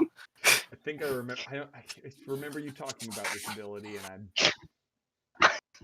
I can. Yeah. It's another invocation that lets me cast a certain spell at will. It's nuts. Arcane Eye at will. It's nuts. It's so stupid. It's just what was it? Like Gara during the tuning exams. Oh my god. yeah, no dice there. Let me sit it outside appears- this cave and look at everything inside of it. Dude, what is that if not arcane eye? I mean, that's exactly what the spell was. So, a couple things. As you start casting this spell, there's a few things that happen here. Does it look like anything when Dalquin casts his ritual casting identifies, or any sort of magic that goes with it? I'd say probably more flair than magic goes with it. There's probably like a bit of an aura around his hands as he does the deed and lays upon it. Maybe not. There's like a golden pulse through whatever it is as he concentrates on the thing. So as the pulse kind of goes through and lights up the carvings and the scales along this large object, a couple things happen all at once. One, Dalquin, you are aware that this is, at its core, a statue. There has been enchantments and otherwise imbued into it and built into it. And this is a construct. Ooh. And it is beginning to move. Can Eeshuth see that? Yeah, you see it's starting to move. And I would just love if you could all roll initiative. I was about to say, like, absolutely. Can I, like, see? Could see if Dalquin was, like, paying attention to that and see that, and there's just like a nope, behind. Fascinating. It seems to be a construct of some kind. No. And so as y'all roll initiative. Okay. I didn't know if you were gonna. I was waiting for that. Yeah, please roll initiative. Yeah, I was waiting. I didn't know if you're gonna pop that up or not. Oh yeah. To go to no. For some reason, How it did is you not roll a transferring. 17.15? Okay, so I have tiebreaker turned on, and I have a 15 dexterity. Okay. I'm like, You what? can do that with the beyond 20. Got it. That makes sense. When you Was pick baffled. when you click the plug in, if you scroll, it's more underneath more options. You can turn it on there. Awesome. I rolled a nat 20 for a total of 22. That'll. Okay. Does that work now? Yeah. Okay, now it's working. I was like, why isn't it working on Roll20? Okay. Do you have it on a Chrome? I didn't have it turned on. Not sufficiently connected to Roll20. I That's rolled with the Beyond sheet for 17. Yep. 17. Great. Yes. All right. And we'll take a quick break as we go to that. And then we'll be back now. All right. So we'll be Cool. right back. Cool. Fill up a drink. This is also partially for me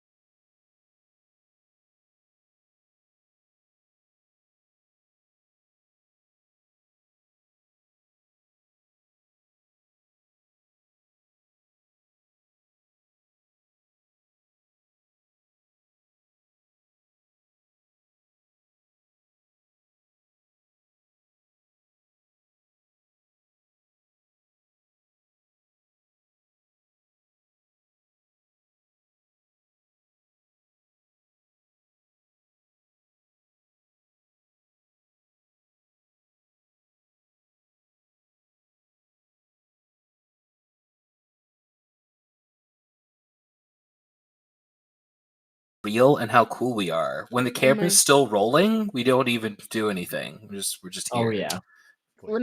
When I stream, I used to I learned how to do it off screen, and I was like, you know what, I'm gonna do this every time, and then I just gave up and was like, I just need to fix it. I'm not gonna do all this. They're just gonna see me fix it. I don't care. And with that, we're back. Hello. I will be back 2 seconds later. I'm back. All right. Yep, that was No one saw anything. I didn't accidentally show the monster too early. Didn't do none of that. But this is my other thing I needed to do because my turn order piece wasn't working. Initiatives again. It was 22 for Hootbert. and for Tig Ger, I believe, right? Ooh, nice. Mhm. And I think Tig Ger has the higher dex, so we'll go Tig Ger first. Hoot. And then next was 17 for Eeshuth. Yeah. I got a 17 too. Oh. Yeah. Well, then glad you had the tiebreaker. Yeah, I have a 15 dexterity, as the tiebreaker shows. And I think Very cool. And isn't yours yours is lower than that, right? My modifier is 0 for it. I'm pretty sure my dex is 10. It's either 10 or 11 then. Because I was looking at stuff, and it's like, okay, mage armor, what's up? Well, I give you 5 plus your dexterity. I'm like, so 5. Okay, good to know. Well, I will say that you all sitting there,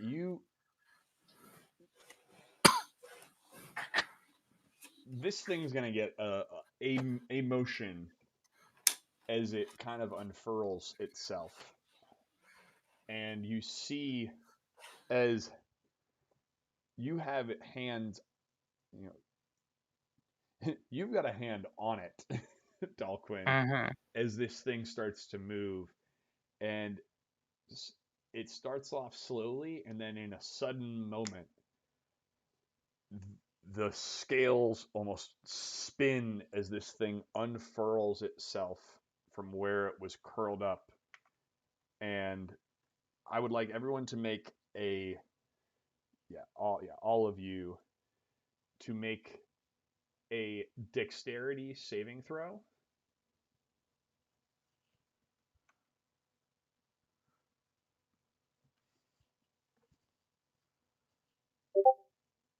Okay. Oof.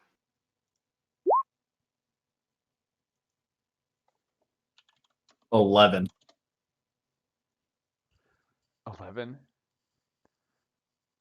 11, 13, 16. Oh no.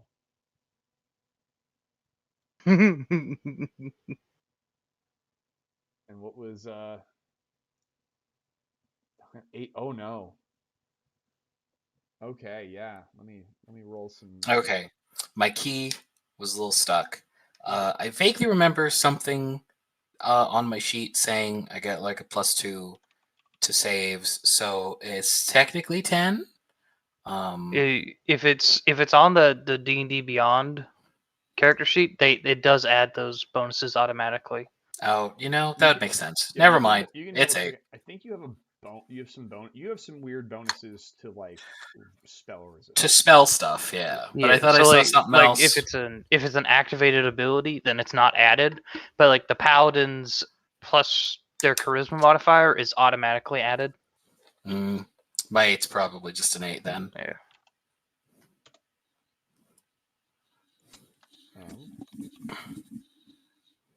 You have advantage on saving throws against spells.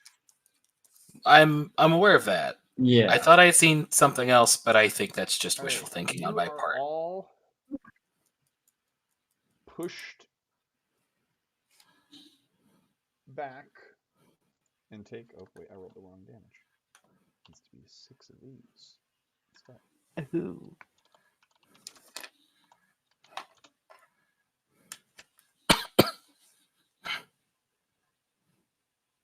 Oh yeah, that's much better. You all take 43 bludgeoning. Awesome. I take 40. And Mm, are pushed back 20 feet. As this large construct that appears to be some sort of giant kobold swings its tail out, smacking into you as it has unfurled itself and is starting to stand upright in the at the mouth of the cave. Impressive. Crap. It's holding a large spear in its hand, and its eyes are glowing slightly. It actually still has some of, you see across it the gold of Dalquin's identify spell starting to fizzle out along it Ooh. as it stands upright, towering before you. So, we are at the top of the order with Tig Ger. What would you like to do?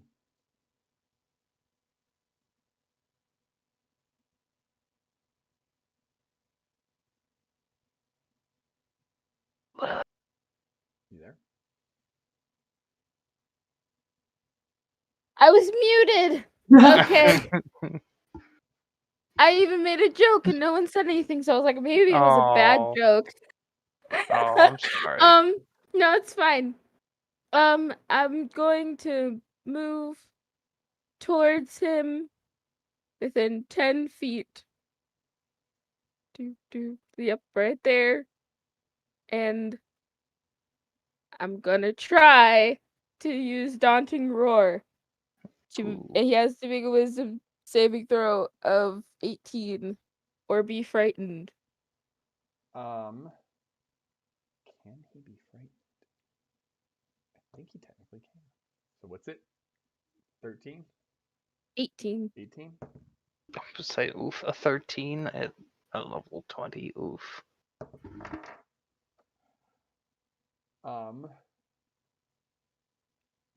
He did have advantage on it. He does not pass it. Yeah. And you see a moment of like flickering in the eyes. Ooh. But it doesn't do anything yet. Okay. And then I have to move closer. Oh no. I'm gonna move a little closer and I'm gonna attack it with my claws. All right. That does Oh, not that's hit. bad. That's so bad. Okay. Oh. That very doesn't hit. Yeah. I think that's all I can do. So he has disadvantage on stuff while he can still see you. Okay. All right. So we go. That's all you've got for this turn. We go to Hootbert. This is a construct. It is. It is a construct. What materials is it made out of? Just stone? From what you can tell, it would appear to just be stone. Okay. I am going to fly 15 feet up into the air. And then 5, 10, 15. 15 more feet to get over here. And I'm going to cast Dispel Magic at 4th level. Ooh. 4th level. And of course, it's going to be a little dispel magic. It's going to make me have to. Or thinking. I'll do it at 3rd level instead. Actually, I'm not going to get any benefit from 4th.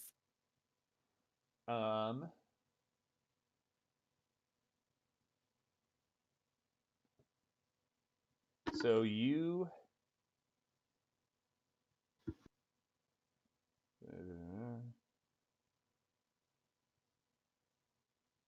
So it makes an ability check against your spell. It makes an ability check. Using your spell casting ability, So the you make an DC. ability- So you make an Yeah. ability check. You So all it's right? Make an 10. ability check.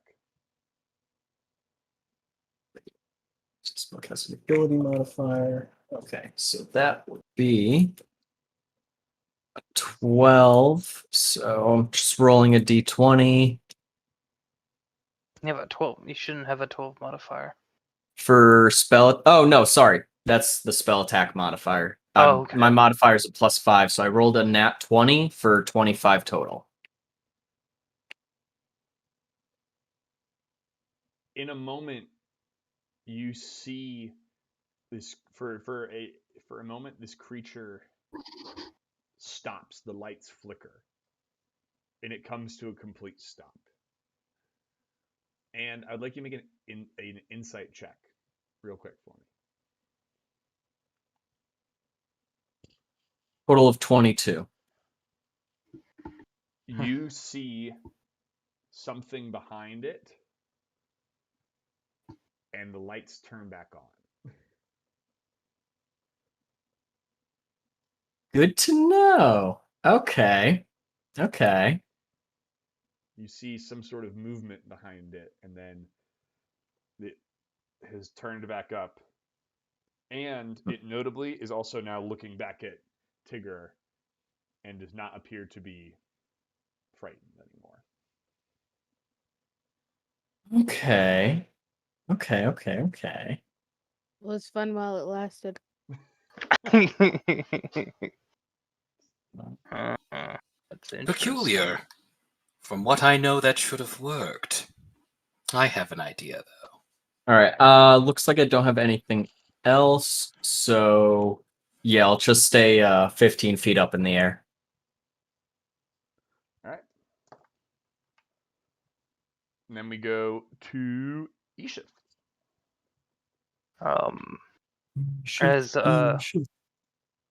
As they recover from being pushed back violently, they're gonna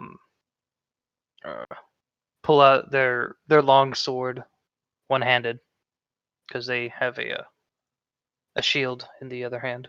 Mm-hmm. And point the sword at the construct, Mm-hmm.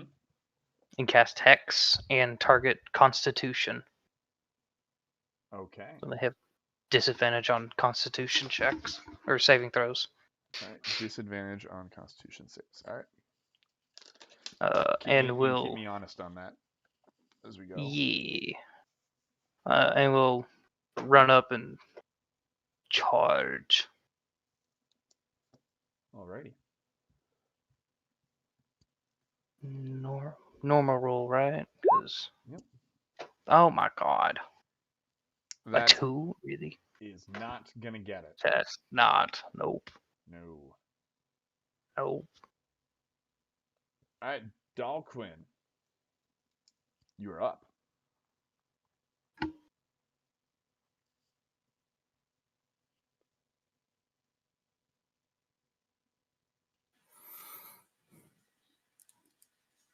I apologize if this is a little elaborate. And Dalquin is going to produce a smooth, circular lodestone, because I don't know how else to describe it, and he will roll it between his two hands, and if there were a camera close up, it would be revealed that he rolls it against the iron filings, so they kind of conform to the ball a little bit. Ooh. And then there's a golden glow as his hands separate, and he does kind of like a Sabrina Pokeball thing, because the lodestone stays where it is, as he does his ornate gestures, which I would be doing if I wasn't holding down a button to talk with one of my fingers. Mm-hmm. And I will be casting reverse gravity upon that thing, thinking I will use its mass and weight against itself. Now, Okay. reading the spell description, I wasn't quite sure how fast the thing falls upwards. It can attempt to make a dex save to grab onto something if there's something to grab onto. It's big and strong, so maybe it could even grab onto the ground. I don't know. But ideally, it lifts up the length of the affected area, which I have in another window, but is significant, like at least 50 feet. Yes, it is. Well, it is a 50-foot radius and 100 feet high. So my second question Okay. is: are you putting this inside the cave and having this just on the edge? Yes. Okay. I'll be honest, if it was just Tigger in close range, I was thinking Tigger would probably like being lifted up and hitting it, and someone could probably make a save when it comes time to come back down. But if it's I both, have if it's I two, have levitate at will. Don't worry about me. oh, I forgot. Like I'm still gonna edge it because of 50 radius. Yeah, 'cause would you- encompass other people, but Yeah. I think I'll edge 50 it, but I won't 50 edge it gets as much.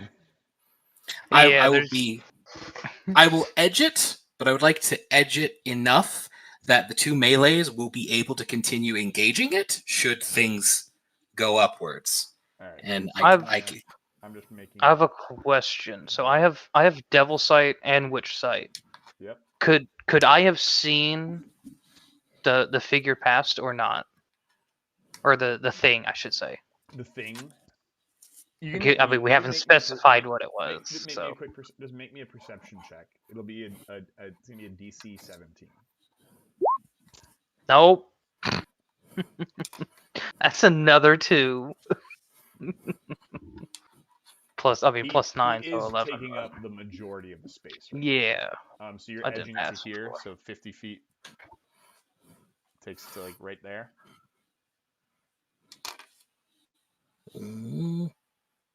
Probably. Let me fucking.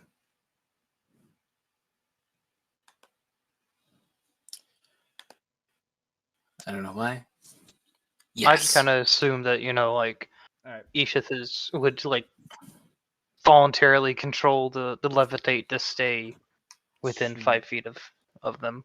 Cool. I say that happens. So this guy's gonna roll a dex save to try and hang on to the cave walls around him. And I would like for Tigger to make a dexterity save. And is there a thing it needs to beat to make that? Yeah. Is there a specific save? Oh, the spell itself appears to not have a save. It should as be far your as spell save. the range of the I think it'd be your dex. spell save. I mean, that would make sense. I was gonna give it another once over, but that's usually how these things work. So that would Which be my spell save would be 20? 21. 21. Nice. Wow. It's nice. Nice. So Tigger, what would you like to hold on to? Can I hold on to the giant kobold thing? You 100% can. Okay. So it failed its save. It is lifted 100 feet into the air. Yep. And You I want to be see with it. It is looking around, and you are like you've grabbed onto like its leg. Okay. Ride it, cowgirl. Is it far enough outside that it's floating up, or is it going to hit the ceiling? It kind of as it goes up, it scrapes along this. It's failed its throw badly. It rolled a 4, Oh, and so Now it like scrapes along the sides and just you. nails on chalkboard. Yeah, it's unpleasant. Hmm. But it does give you a little bit of an eye into inside here, if you needed to. And Like, I don't know that anything is behind it, but if something is behind it and in range of reverse gravity, then mayhaps.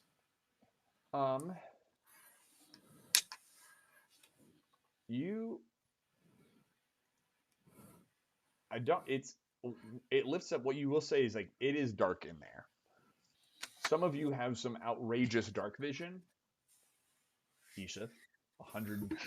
He has better dark vision than you 120. do. Yeah. I know. 120 feet. So I have 120 feet of both dark vision and magical dark Magical. vision. Yep. So like the darkness spell, I can see through it. Yeah, That is crazy. such That's a like the good- one Yeah. evocation I always grab. Oh yeah, Devil Sight every time. Now, Dalquin, is focused on the actual target of his spell. So it's not like I'm looking in there intently, but I wanted to mention it just as like a side thing. I'm probably not too focused on what's in because I am cleverly dealing with this construct. Or at least I would say cleverly, and my character would say cleverly. I'm sure someone would be all like, I don't know, dispelling it's probably more efficient. And I'm like, well, I mean, We tried that. we did we try did. that. So That was really good. that It's a was good a good. idea. That was an amazing roll.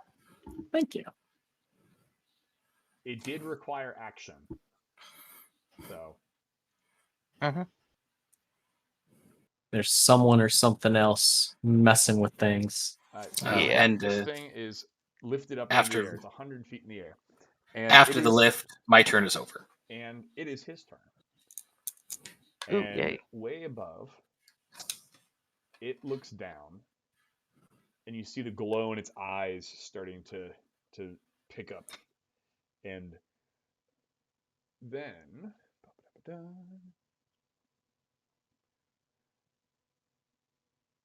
out of its eyes,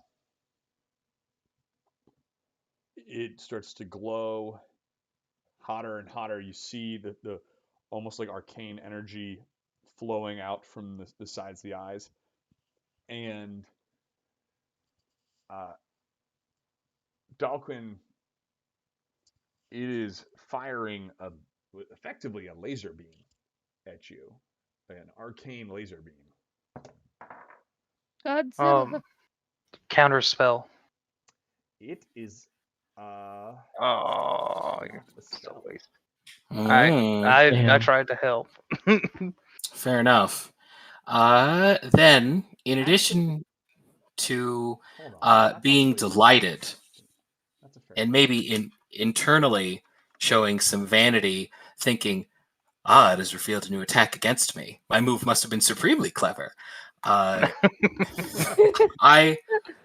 would also like to react with a bit of a gambit in that I'm going to use shield, but because I'm an abjuration wizard, casting shield activates simultaneously my arcane ward. I love So abjuration. even though a simple +5 to my AC will likely not avoid me getting hit, I will at least have a buffer of 45 ward, shield, whatever you would like to call it, points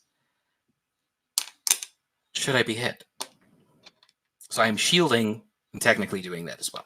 Tanky mage. Tanky mage. I know. I'll try. So the blast hits you, and you all see the runes around as it hits. It was a 23 to hit, and it Okay. deals 20 force damage, Very spicy. and forces you onto the ground. You are prone, Ooh. and then the mouth opens up, and it is going to make effectively a breath weapon attack. How cool. And Wait. Don't. Never mind. what? Well, I was about to ask, don't breath weapons count as spells for some stupid reason. And then I Uh, thought, well, maybe you should only ask if someone tries to dispel it. I Be mean, quiet. dragon's breaths don't count as spells. I don't think they Sadly. should, but I thought I heard someone say, no, they do. Because No. apparently Wizards of the Coast hates dragons. And I was think like, some- that's weird. I think the spell Dragon Breath. Yeah, the spell From the dragon breath sorcerer is, list? And but That's there's yeah. some attacks that monsters have where it says it is a ranged spell attack. Mm, yeah, It's like not a spell, but it is a ranged spell attack. yeah, Is sometimes a thing. yeah, abilities aren't necessarily spells. yeah. So I'm aware. with that said, Ooh, don't mind me. it is going to make a blast. It is. Let's take a look. Make sure we're looking at the right things. Hopefully, it only hits, Tigger and me. Um, Hopefully, it's not 100-foot reach. It is a 10-foot wide, 150-foot line. Oh dear God! Ha! You miss me, I hope. Wait, I mean, It's how would it miss you? yeah, actually, Because you're edging it away from me. 'Hootbert's 15 feet in the air, and its and straightest 15 line. feet over. Yeah, so it really Then can't. then very well and Yeah. good. Its straightest line is probably right this way. Yeah, and then straight down essentially, because 100 and feet up. boring into the earth. God, hit me. I need. I'll tell you exactly. How what you need. mighty. It's a DC 26 saving throw. Of what kind? Dexterity. Don't worry. 26. I'm not even gonna roll. Yeah. Do I have to do that too? That's a great idea. Yeah, totally do that. Oh, I Yeah. shouldn't have said anything. Yeah. No, well, you made the first one. You rolled that one, right? Or is that your old dexterity? Was that the last dexterity save? That's the old. Yeah. Beans. Okay. Oh, you just rolled your. Oh, You just It clicked wasn't a save. dexterity. Yeah. You should have 6 above that. So actually, Hey, There you go. if you keep the first. Oh, well, 28. yeah. Yeah, it works. The first roll was the 26 anyways. So there we go. All right. that was a natural 20. nice. I only have a Absolutely. +2. I can't beat a 26, so I'm not rolling. I have +0. So it's just- Yeah, it gets. But it is radiant damage. Oh, I take half. But it is. But neat. it is radiant damage, and it'll be. Let me just roll. David, do you have absorb elements? First level No. spell? I don't Oh, think no. This would Radiant be a counts great anyways. place for that. Yeah. I That do would not. be don't think- 67 radiant damage. So by the way, elemental and radiant don't count on absorb elements. I've learned that the hard way. Really? Really? Oh, you know, Oh, man. I It think specifies which ones it. yeah, you are correct. That's lame. And then for its last maneuver of the day, Oh, my God. We get it. it's holding a spear. Oh my god, it's holding a sphere. That's Yes, awesome. it's holding a spear. Is it like a giant stone Yeah, spear? it's a giant stone spear. Oh, my God. Oh, And it's gonna take aim at Hootbert and try and No. snipe him down from the ground. I've done nothing wrong my entire life. I know! Not the Did owl! you dispel it though? I don't think I can dispel a stone. I mean, Got you. You tried. I did try. It's a 28. Oh my god. No. Yeah, that hit. Yay! Welcome Alright. to level 20. And that would Oof. be 30 piercing, and you are pushed down to the ground. I'm 15 feet up in the air. And you're pushing me 10 feet down. Yes. Okay, So, I have. Yeah. I'm pushing you 10 Okay. feet down. So I have nimble 5 foot. flight as an owl folk. You have flying speed equal to your walking speed. When falling, you can use your reaction to make a DC 10 dexterity saving throw to stop falling and flying in place. Cool. Oh my god. Hey. So I'm gonna roll. What am I doing? Oh my Plus my God. dexterity, which is a +2. I fail and I fall to the ground. And you're So So- you were 15 feet up, and you dropped 10, so you're at 5 feet. No, I failed my check, so I Oh. just fall all the way. What? all the Well- way. Hold on. Oh. I apologize, but reverse gravity is a concentration spell. Am I in the field yet or So- no? No. He took So- damage. So I- hold up. We may have to Okay. walk this back. because Rewind. To cast shield, you had to drop concentration. No, No. shield is not. No. You took No? damage, so you have to I'm bringing up roll. concentration because Right. the You- damage that I you- took might have made it drop. Sorry, that makes Yeah. Yeah. that actually would have been really, really fucking sneaky though to drop concentration. Yeah. Oh, I was like, Damn, oh yeah. I was like, oh, monk Well, I mean, do stunning strike and then drop concentration and drop him 100 feet. I thought about it, and spoilers, when it came to my turn, I was going to, but that may have happened sooner. So, the first time that I took damage, after the ward, I took like 22. So the first first concentration check would be against 22. Yeah, 11, Yes? because it's half the It's- damage or yeah. 10, whichever one's higher. And the ward takes damage, not you first. So Yeah, Correct. but it got through the ward. yeah. I only had 45. Yeah. Oh, yeah. Okay, wait.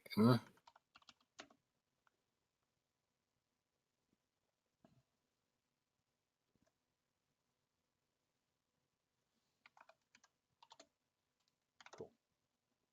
Figuring out how much damage. I don't think there's a concentration button on the sheet, No. so I will do it in roll 20. Yeah. I mean, it's a Constitution saving throw. Is your concentration check, Yeah. if that's what you're looking for. This is a fair point. Beyond Which it you is. should have advantage on, because I think you said that right. Yes, you should. Good thing you have advantage. Wait, is that Roll against twice. effect? No, so they took 22 damage. Half is 11. The DC is 11 Constitution saving throw, and you have advantage on your saving You roll throws the to 10 maintain a twice. spell. You roll 2 10s? No. So No. that changes Wait, no, that's kind of a good thing. only slightly some things. The creature comes crashing. The construct comes crashing down. It takes 40 bludgeoning damage as it craters into the earth. My key was stuck. I was going to say, So yeah, that was apparently 2 10s. before the breath weapon, right? Yeah. Okay, It'd be so before the breath. heal the breath weapon back. I mean, unless it's That way- breaths. unless he- anyway. Well, Yeah, I'm he still would've- up 100. If he falls and then does the breath, I'm still Oh. 100 feet up. I forgot about you. Yeah, That's I'm right, you're all the way up levitating. there. Yeah, I'm he- levitating. He does the breath because Tigger falls with him, Yeah. and he hits Tigger and Dalquin. So you can roll your damage back up. Yep. He will be still be spearing Hootbert, but you don't fall because he's not spearing you down. Okay. He kind of pushes Cool, you. cool. It impacts you, and then it like hits the ground. So his spear's like out here somewhere. Fucking rough. All right, Spicy. Tigger. Yes. I'd like you to make a dexterity save to not take damage off of falling with this dragon thing. Oh, come on. Slow fall. Monk, slow fall. Oh, yeah, I have slow fall. There you go. Okay. All right. Yeah. This is So true. you come down, and it is your turn. This thing has just taken you on a roller coaster ride. You just hero land. Yeah. I'm gonna try. I'm gonna try to hit it with an unarmed strike. Hopefully, I do hit it. If I don't hit it, it's not gonna be good. A 25 does Ooh, in nice. fact hit. Yes! It does. I would like to use Quivering Palm. Oh So my I'm spending 3 of my key points to use Quivering Palm. Okay. And it must succeed on a DC Constitution save of 16. Disadvantage. Which has disadvantage on. Disadvantage on. This feels like a planned combo. Well, see, I knew. Dude, as he said it, I was like, I know what I'm doing on my turn. So I'm gonna give you full disclosure. This thing has a -1 to charisma, 0 to wisdom, and 0 to dex. And it's a construct. It has almost no intelligence to speak of. Yeah. It has a plus Oh, 10 to constitution. Yeah, I figured its con was pretty high, so. Please. I think that's That was one a of the. 10. Well, That's a 20 then, And right? another 10. Oh! So Okay, it does well, succeed. it does, but it Nice. takes damage. It takes 51 damage. 51 damage. And then 9 slashing damage. Yep. Oh wait, I have one more. Yeah, but just say you should have 2 attacks. That's for the claws because I get extra for claws. And then one more attack. Okay. That does. No, that doesn't hit. That doesn't hit. No. All right, but you're chipping into this thing, pop, pop, pop, and while it didn't, that strike sent a wave through it. It did not manage to stop it entirely, but it is chipped up a bit. And Hootbert, you're up. Okay. Where did it go? I'm going to, as an action, channel divinity, Balm of Peace. As an action, I'm going to move up to my speed, which is 30 feet. Where am I? Oh, sorry. I'm going to zip over to here. And then from there, I'm going to zip over here using all my movement. However, with Balm of Peace, you move without provoking opportunity attacks. And when you move within 5 feet of any other creature during this action, you can restore 2d6 plus 5 hit points to that creature. Creature can only receive this healing once when you take this action. Is it So, all creatures or just one? When you move within 5 feet of any other creature during this action, you can restore hit points. So I'm gonna hit who is that? Tig Ger and I can't see. Who's next to TigGer? Eeshuth. Not me. I'm 100 feet Eeshuth- up. Yeah, Eeshuth is 100 feet up. Dalquin Oh, is right. in the back a little bit. Yeah, but you can hit Dalquin. I do with my movement. Would I be able to hit Dalquin? That's 15, I mean, they're both 30. on the ground. No, I wouldn't be I able to hit mean- him and get behind him. If you go right there, you're 5 foot from him. That's still 35. I want to be like back. Yeah, back like I want to end up right here. So I guess I'll only be able to hit Tig Ger and then zip behind him. So boom, And boom. Oh. Is it okay if I move my piece there, Mike? Okay. I saw it expose the rest part of the map, so I wasn't sure. No, yeah. I mean, that's just you giving you vision. All right.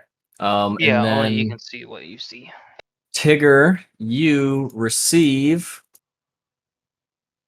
Oh, double sixes. Nice. Nice. You receive 17 points of healing. Thank you. That's You are awesome. most welcome. And I'm going to bonus action cast spiritual weapon at 6th level. Oof. I'll put my spiritual weapon right next to me. And as part of that bonus action, I'm going to take a swing at him. Do it. 26 to hit with spiritual weapon. That Nice. hits. Nice. And that is 18 points of force damage. All right. What's Hootbert's spiritual weapon look like? I think I'm gonna go with the eagle claw again. So a large golden eagle claw appears, and peregrine falcons, their claws aren't made for like really gripping prey. So what they do when they dive bomb down is they make a fist and smack their prey's spine to kill them. So it's just gonna be a giant eagle fist just smacking into the backside of this construct. Fantastic. I love it. All right. Hootbert, make me a perception check real quick. What do you got? Okie What do you got? dokie. Perception check. That's an 18. That's good. Ooh, yeah. And a nat 20 for a total of 31. You My goodness. catch two things. One, there's a small. You smell a little bit of. First off, it smells absolutely horrid in here. It smells terrible. You smell a faint smell of smoke, and you catch a kobold diving back behind a corner as you come through. Back down here. Oh, okay. And All he the way is down. Fireball. Just ducked back behind a corner. Okay. Very cool. Good to know. That ends my turn. All right, Eeshuth. So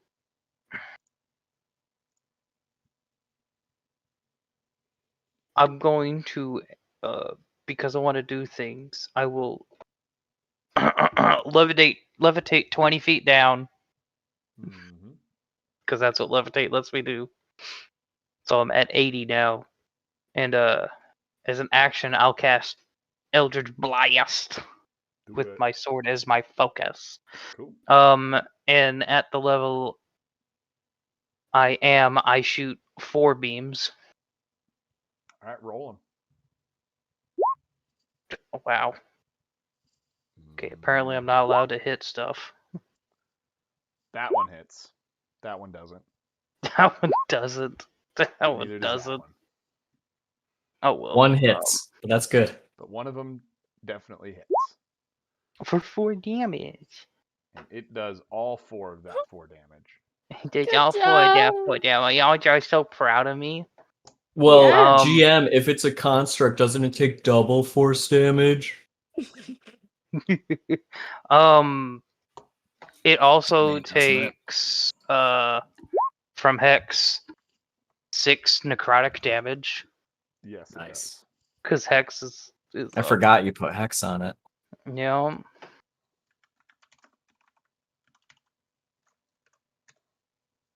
And then for a bonus action, what bonus action? does. Oh, Oh. you're back. How is everybody looking that I can see? Dalquin probably looks a little rough. Not great. Not great. Not great. Very hurt. Where's Sage? I can do a healing word for you. Confident, but very hurt.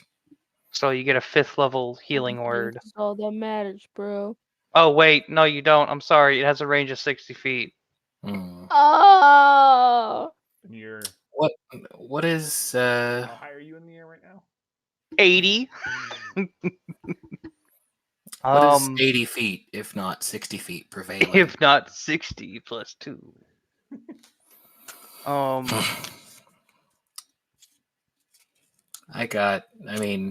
not gonna heal myself, but I am going to do a thing.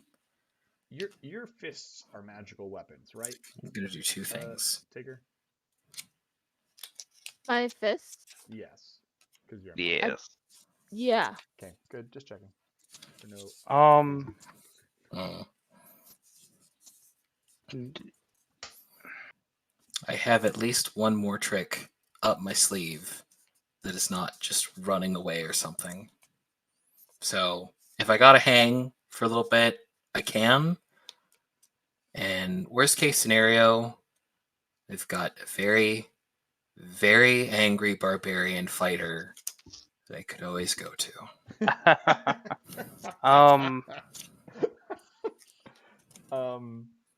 Yeah. You can still get closer if you wanted to. I know I could, and I got HP to spare right now. At 80 feet. You know what? Oh, and I take reduced bludgeoning too. I'll let go of my how would you rule of me because I have levitate at will? Would you let me attempt to catch myself while free falling, or what would that would that give me a bonus action? Do you believe that you use your dexterity or your magic to fly? Magic, Then because it's make a me spell. an Arcana check to catch yourself. DC 15. Well, I have a +6. Hey, Boom. my non-combat rolls are on point.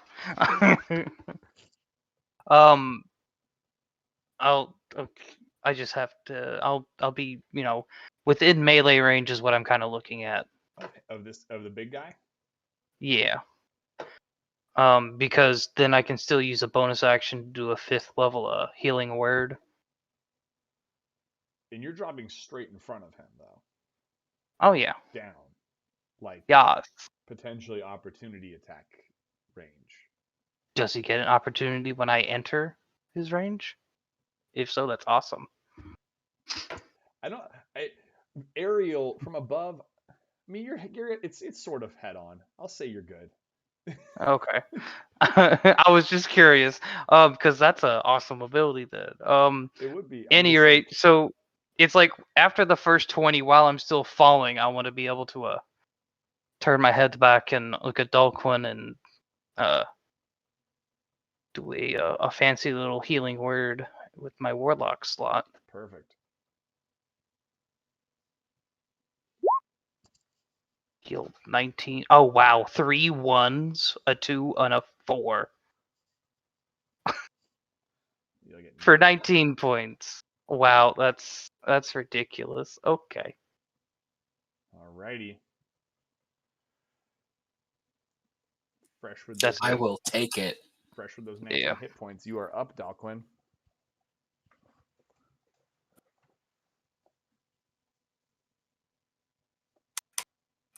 Okay. He was That's all not responding. I will call a thanks first. I will, out of character for insecurity's sake, ask. Like he took falling damage when I lost concentration. He fell, right? Yep. Okay, it was at least worth something. And this time, not a fun action, but I will be casting mirror images upon myself. And I think I'm going to back up a little bit as well. And by think, I mean I am. And that will be my turn. Allow me to fumble with my token a bit. All right. Mirror images. How many copies of you does that make? Mirror Images makes 3 copies. Cool. These copies themselves have an AC of 10 plus my dexterity. So 10. They are relatively easy to hit. Though I've had other people who have good dexes, so they're like, no, you can't hit me. You might have hit one of my copies. And then I'm like, okay, I hit one of your copies. And they're like, the AC of my copy is high enough. You didn't hit that either. I'm like, goddamn. Goddamn. It's not me, but it was that person. Well, you can mark where you're going to put them. You can use the some of the features. I'm not entirely sure where you want to put them. But, all right. It's the big guy's turn. And he is going to start reaching out in front and sweeping across to knock Eeshuth and he's gonna try and push Eeshuth out of the way. Okay. And that is a 22. To hit, Yes. just hits my AC. And that'll be 29 bludgeoning. And he's going to 26. push you 20 feet back. And I take damage, which 26 is a 13. I'm sorry, no. 23, yeah. X is still up. That's what I was curious about. Yep.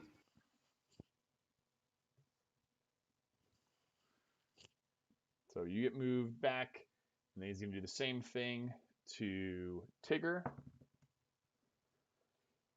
That one's a 30. Oh my god. Ugh. And that's going to be 32 bludgeoning damage. Also pushing you 20 feet away. It's going to push you 20 feet that way. And you 20 feet that way. Okay.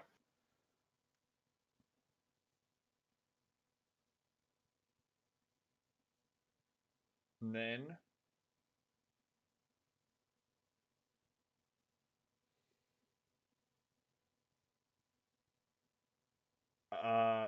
Hootbert, I would like you to make a dexterity saving throw. I would rather. 6.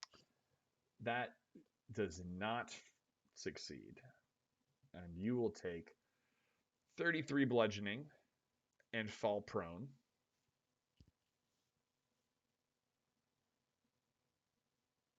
And he has basically raised and dropped his tail on top of you.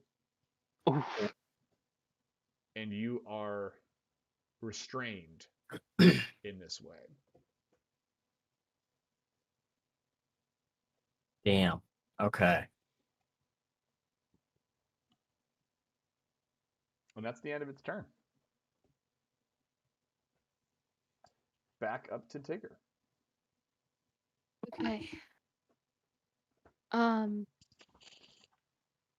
just gonna move closer to it again. Just come running back up. Like, you push me back. Okay, I'm just gonna come back closer to you now. And I'm going to unarmed strike and then use Fury of Blows All right. and see if any of them hit. So That does not hit. Between 21 and 25. Or 22 and 25. Nope. Ah! Okay, one more Fury of Blows. Please. Oh, come on! No dice. Your hits land, but you can tell they just didn't do anything. Yeah. He is made. You can even see. Let's say while you're up close and personal, make me a perception check. Okay. You can see that same carving that you guys saw on the outside of the rock. As it kind of has turned, you see one of the shoulder pads of its armor is where that etching was, as it leads into like the huge arms. So it looks like it's got things carved into the armor as you're kind of up close and personal on it. That's cool. This is just definitely not my fight, guys. I can't fight stone things, okay? I like the squishy people. That's good for me. All right. Hootbert, Alrighty. you are restrained. Does it look like pretty damaged? Does it look fine? It looks like it could take a few more rounds of this. Okay. I changed what I was gonna do. Okay. Just gonna real quickly bonus action take a swing with my spiritual weapon. 17 misses. Nope. Yep, that's a nope. And then Hootbert's gonna shout, "That really, really hurt!" and just smack the tail with one of his hands, because like he can't move. And he's gonna dump, and hopefully this hits. Oh my god. And 27 to hit. Inflict wounds, yo. Inflict wounds at 8th level. Oh my god. So I hate to be that guy right now. You are restrained, which means you You also have have disadvantage on your attack. No. Okay. The turntables. Do you have any of your D4 shenanigans in there still? I do. I've Is got it an even gonna help? Yes, it could get you there. Oh, that misses. 21. So close. Oh. Damn. Oh, I got so excited. Okay. Oh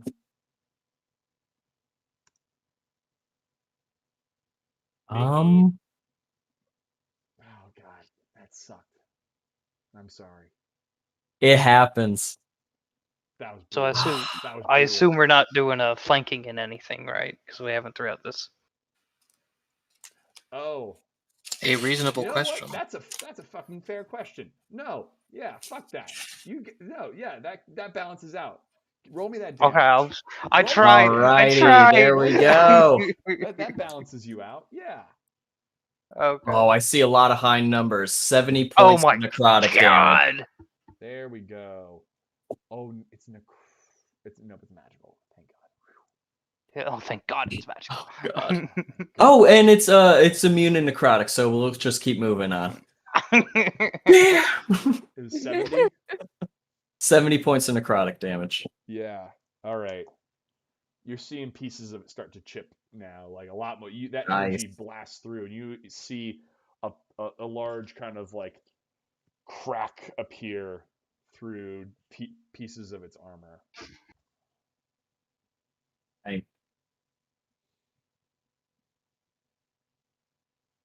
That's that. Yeah, that's that.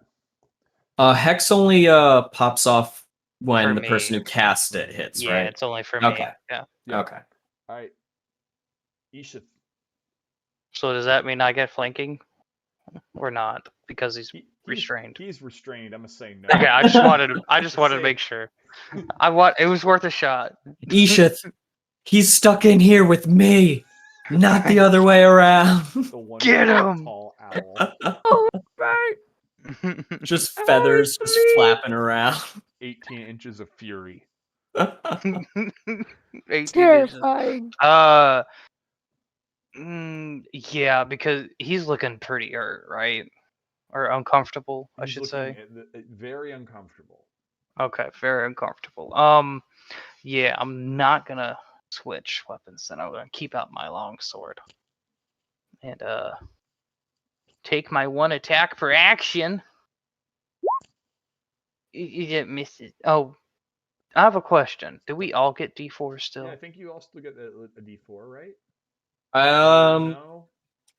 I remember you You saying said it dropped Okay. when we got to the top, and I was about to proc it back up before didn't know if you initiative, had but or I not. didn't get a Okay. chance to. Okay, got it. Okay. Fair enough. Would that miss? Well, yeah, that's not going to get us there. I'm not going to do action, bonus actions. What's I got?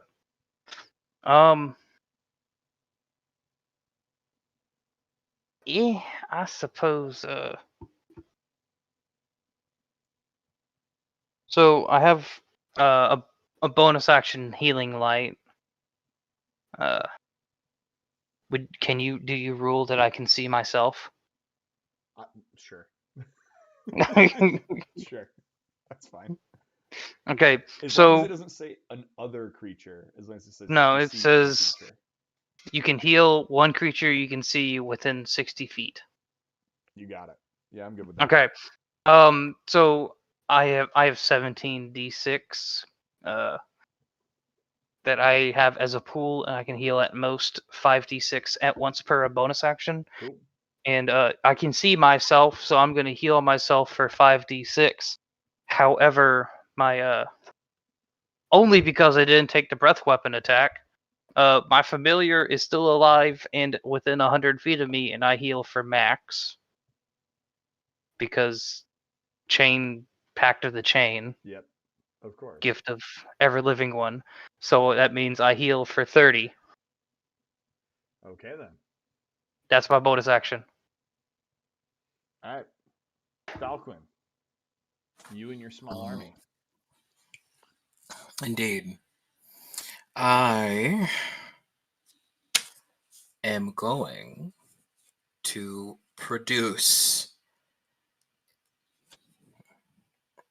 Okay, no. Actually, no. I'll produce nothing except words and some things. And that I am going to approach.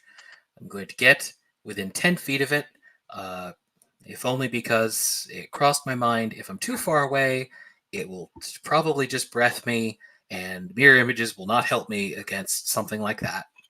But maybe it'll try to spear me if I'm closer. And then I will, because I'm a little hurt, I am going to cast Maze upon it, and unless it foils me, I am going to then clap my hands together and say, I think we could use a bit of a break, don't you? If it foils me, I will not say that, because being foiled right. is not the time to There's be no witty. save, right? No. So this is if, I wouldn't want to say that and be like, actually, constructs are immune to maze. It's like, Totally. I should have known that when you were like, you don't need to worry about the spell. Honestly, I wasn't going to. I was thinking about banishment, but I'm hurt enough, and I thought about that as well. He's spicy enough that I'm like, I don't want to risk it. Get out of here. It's not a save, it's a check. Yeah. Such a bizarre spell. Well, the thing is, I It concentrate is. on it, and its duration is 10 minutes. So, like, it's not permanently gone either way. It's just like, okay.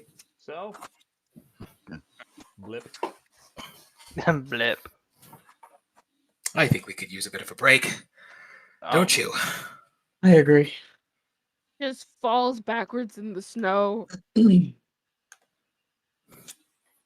That was Beware. really stressful. I just will wanna say, return. I'm only down 15 points.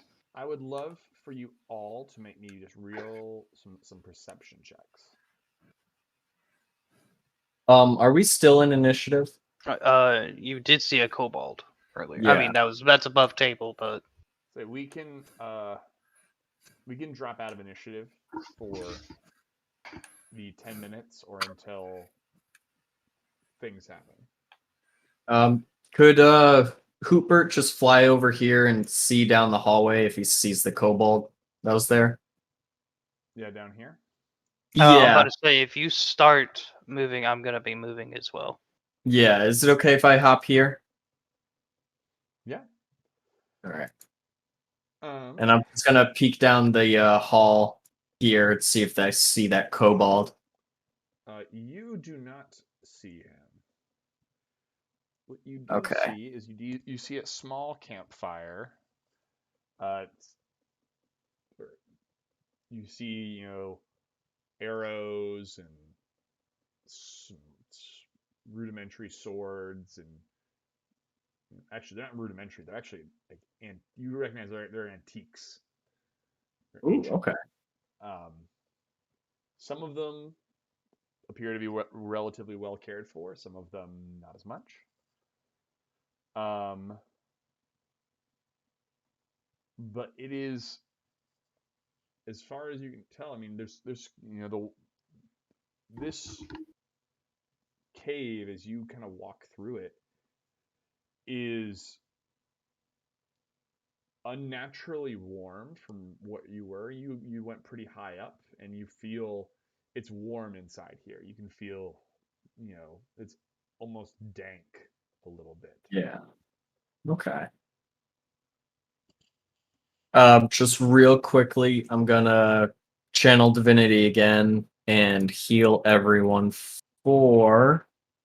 Hold up. If you're gonna be doing that, I'm a tap my staff on the ground and cast, like I would have put away my sword and Mhm. done is it Aura of Life? Aura of Life. It costs 2 charges from the staff. And so that does max for Heal, rolling? heal for max. Yes. All right, so everyone heals up for 17. Thank you. No you. problem. Where It's like, exactly? while we're here, I might are as you well going? use the staff. I saw Cobalt down here, but I don't see any passageway they could have disappeared. So I don't see anything, right? You don't see anything either. There's nothing is magically hidden from what you can see. Yeah. can Hoopert just hop into this little crevice and like around the borders, just like take a look around, see if he can see anything, like a lever or something like that. Roll me an investigation check. Okay. 7. 7. Yeah. What's your AC? Oh. Oh no. Also, everybody regains 1 hit point per round per 6 seconds, and this lasts for 10 minutes. So that's Yep. So what's your AC again? My AC is 20, 20. but I'm also like a foot, so I'm like a tiny target. Yeah. No worries. Nothing will worry.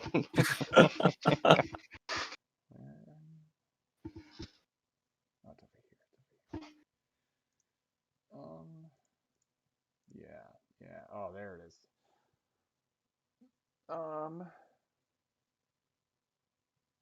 That just barely hits. And out of a small crack in the wall, an arrow flies out. A bolt hits you for 15. No, sorry. I read the wrong thing. Sorry, for 12 piercing. 12 piercing. Okay. Damn. which way did it? It flew out of a crack in the wall. Dun, dun, dun, dun. Right here.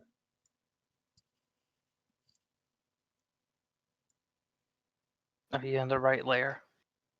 Oh, I am not on the right layer. I do that all the time when I do it. Right here. Okay, Ah, so Hootbert just falls to the ground and starts cursing up a storm, just screaming with a bolt in his shoulder. Just like a sailor. He's like, and then you get healed a point. pops it out. Wound closes. It's gonna back up and just hang out over here now. Someone else go look. I'll go look.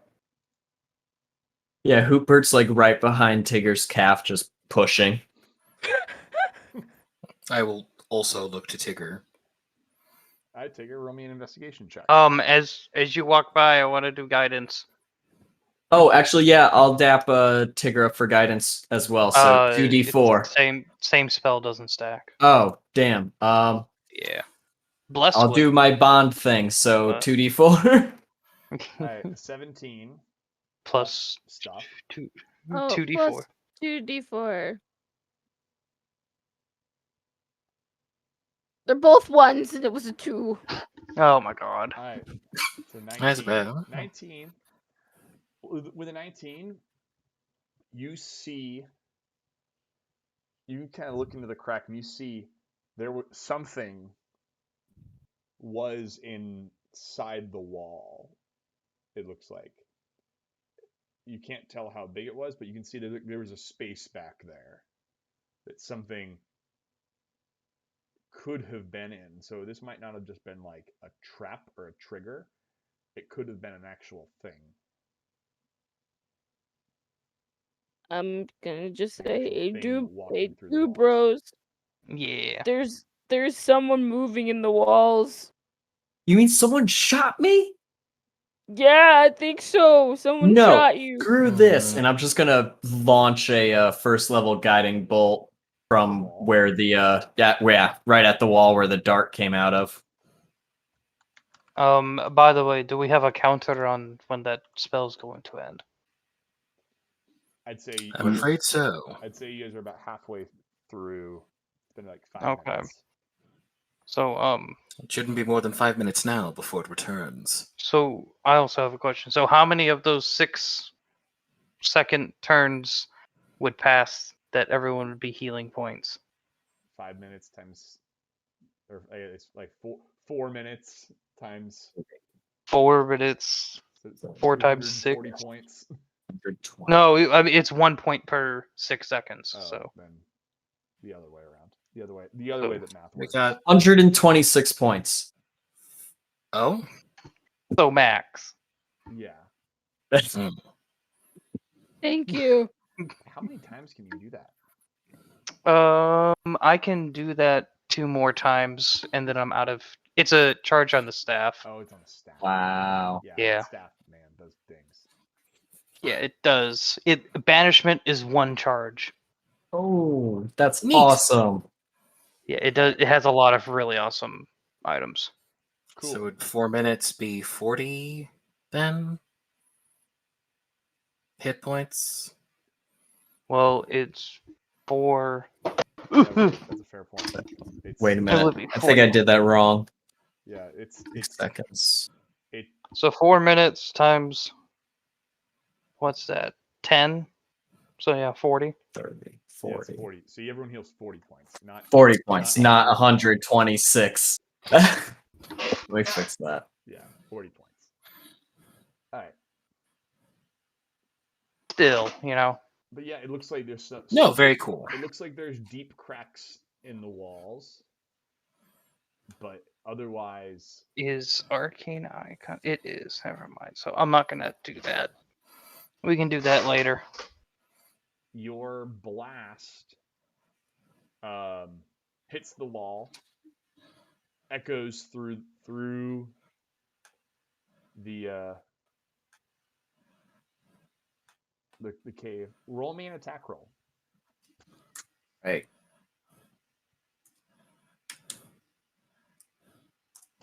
Oof. 31 total. Holy hell.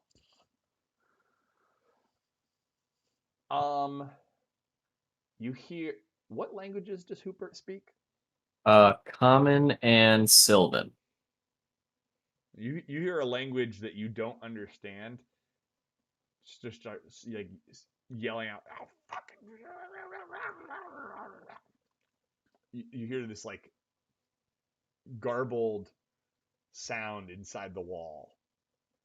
Roll me some I damage. assume it's not celestial either. Nope. If anyone speaks Draconic, Yeah, that's what I feared.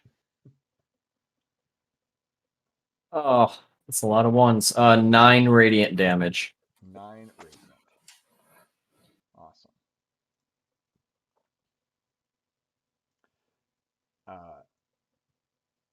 And you don't hear anything else. Did you guys hear that? The walls are alive. The walls are alive. Hoobert's gonna fly over there, and is there like a crack or anything Over I where? would. over where I shot the blast at? Show me exactly where you shot it. Right. Right there. Yep. The crack looks. There's a small crack. Yes. Just wait. Did you do guiding bolt? Yeah. They should be glowing if it hits someone. By the way. Is it glowing if they're dead? No. I think that's a DM decision. Maybe? You saw a small flash of light and then nothing out of this crack.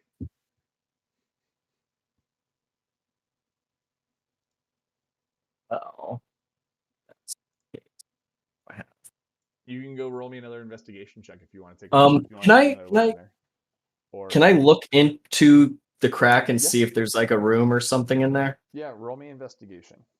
All right. Where'd you go? Investigation.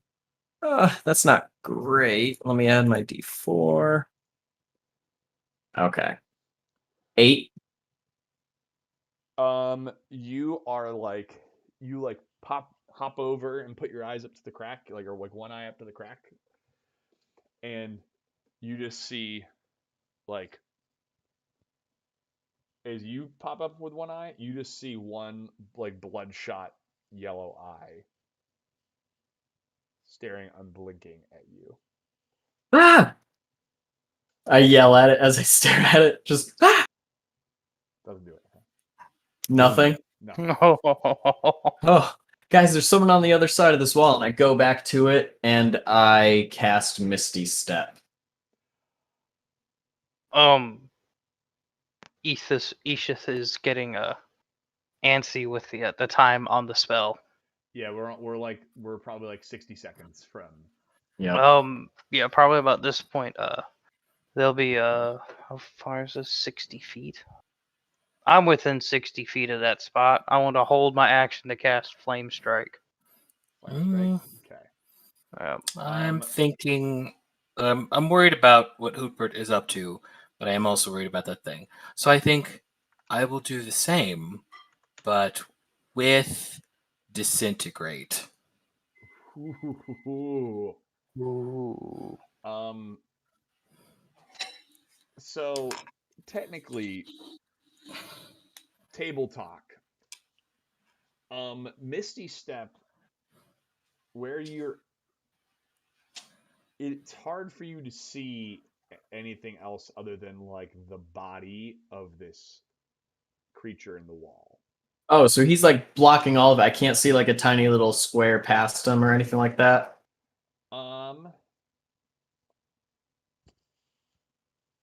It's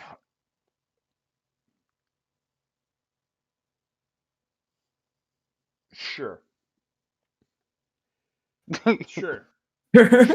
You Misty Step in, and you are standing on top of a kobold. Dead or alive? Dead. And that was the eye? Mm-hmm. Oh, that's. He died staring into it. Oh, I'm gonna take my talon and just like push his head away from the wall. It's just a little creepy.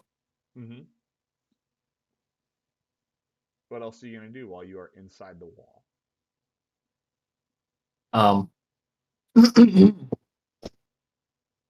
Tigger, it is I, your sensei.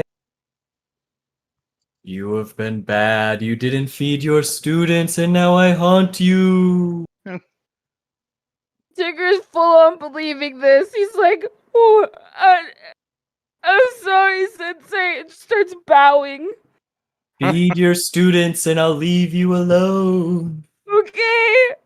Goodbye. I actually need you to make a perception check, even with Okay. your passive. Me or Tigger? You. Okay. That's a good one. Oh my god. That's a good one. That's a good one. 30. 30. Yeah. Things are moving. You've heard your voice echoed a little bit through there, and you hear things. Like you stopped moving, and you hear shuffling about, not far away. I'm just gonna freeze, and then like, kind of like, owl burrow under the kobold's body, and just like hide under his body. I'm a ghost. Stay away. What's like a hide check? A deception? Stealth? Stealth? Would it just be stealth? Stealth? Oh, Yeah, make a stealth yeah. check. Yeah, make a stealth check. Tigger's like tearing up. Oh, Right I gotta now. send you It's a like picture. what I the old found. ladies Sorry, I used to posted it in the say in the channel. village was true. The walls have eyes. Yep. All right, so now these guys need to make a. They're not good at. I'm wearing a breastplate, so I have disadvantage, and I rolled an 8 total, or 10 total. Excuse me. You kind of nestle in, clank, clank, clank, clank, clank, and Sorry, an 11. Much better. clank, clank, clank, clank, clank, and you all hear him like clanking around inside the walls. What you don't hear is what you see, though, Hootbert, is from either direction around this wall, coming from both this way and this way. You hear claws on rocks as things are crawling towards you. And then you hear more of that speaking in that foreign voice. And then they start to poke at the body. Is that when the disintegration ray hits the wall? And I think now we'll flash outside of the walls. I was preparing to hit like the construct when it comes back. And now I wasn't aimed after you. And No! I'm confused and worried about many things. Yeah. Honestly, Hootbert forgot that the construct was coming back and just Oh look, Eeshuth just went tried off. to. Yep. He tried. all right, and this guy comes back, is totally confused, and I believe there are held actions that are about to happen. Yeah, I So- needed to make a dexterity saving throw. Oh, it's not good at I this. just realized that there's a cast button next to my spells, so I could have been doing it in Beyond the whole time. I'm going to press the one next It to rolled a disintegrate. 3. Oh, that's a fail. Oh, big time. 29 damage. The fire and radiant. You can see which one's which if it matters. Yep. Fire that's- damage 15, radiant damage 14. Yep. Blasts into the back. You see some of the cracks lighting up inside of it.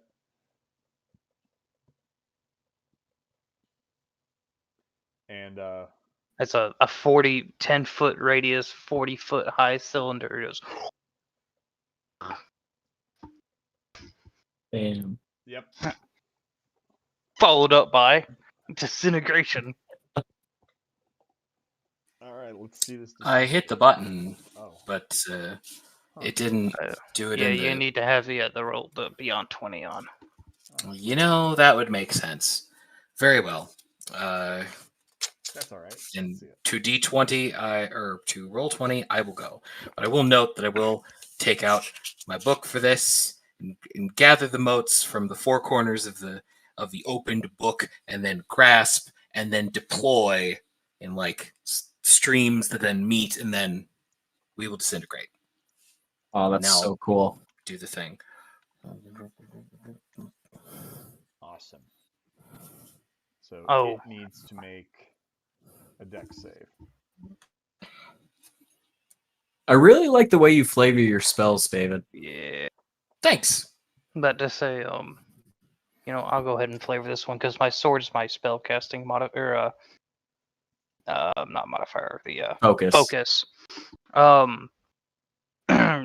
While holding the action, they would have held the sword off in front of them and with a hand raised back, and would have pulled out some sulfur and put it along the blood groove in the center of the sword, and held it there. And once the spell goes off, they begin the verbal and the verbal parts of the spell. The sulfur flashes up along from the hilt to the tip as they thrust it forward, and then the strike comes down from above Nice. All right.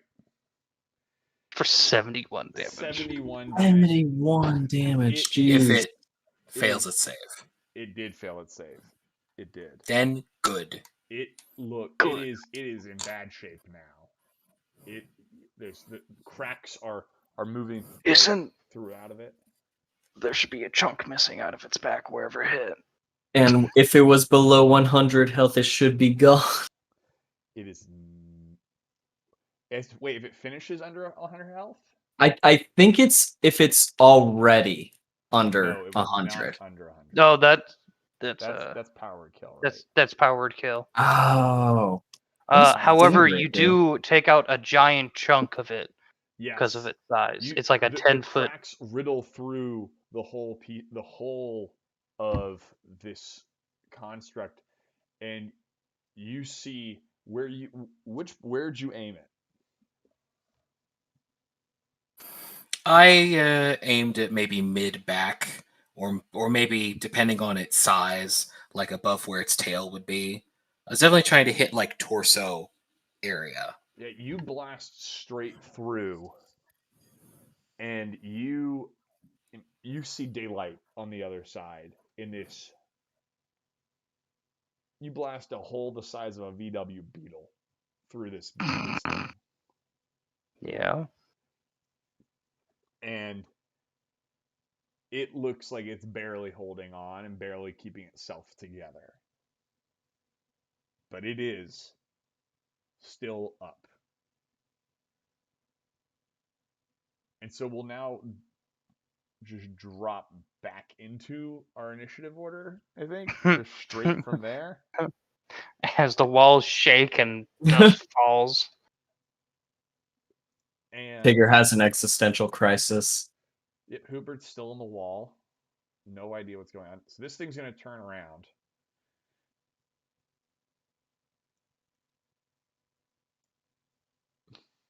And it is going to blast again. Yas. Well, not great news. We've had healers hard at work, so So we'll see. dexterity save for the two of you, for Eeshuth and Dalquin. That is not gonna cut. I mean, No, I don't think I'm gonna pass any of those decks. tragically, I have nothing. All right. So that'll be. Oh, gotta roll that.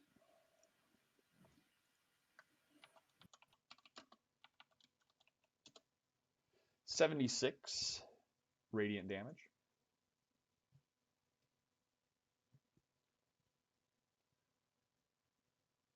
And it is going to now charge into the cave, lowering down. You see like the tops of its armor scraping across the top of the cave as it just starts charging forward. And it will go. How much movement you got? Plenty. 2, 3, 4. And then I need strength saves from Dalquin and Eeshuth. I'm so glad I stayed in this little cubby hole. Your little cubby hole. I mean, my whole point is to be the one getting hit. So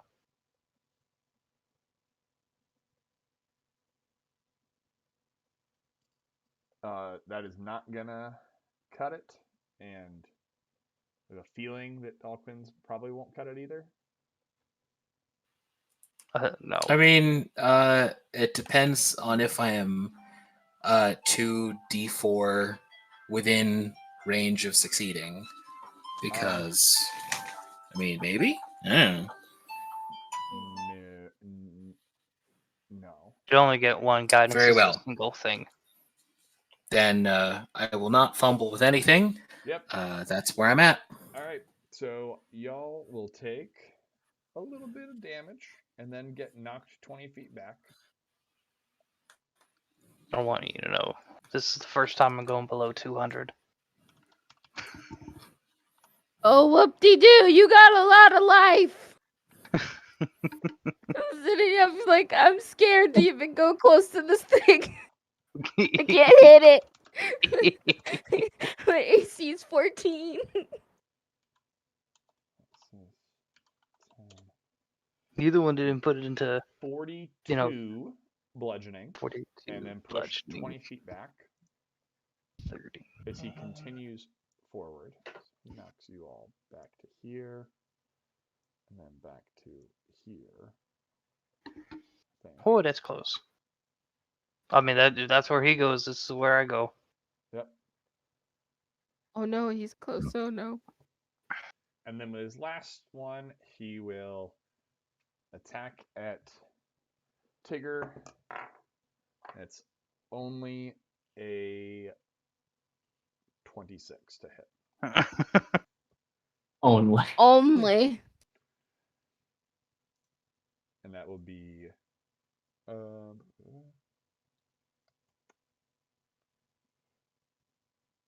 just 30 to bludgeoning. As he turns and just with a big fist just bam smacks into you, smacking you into the wall.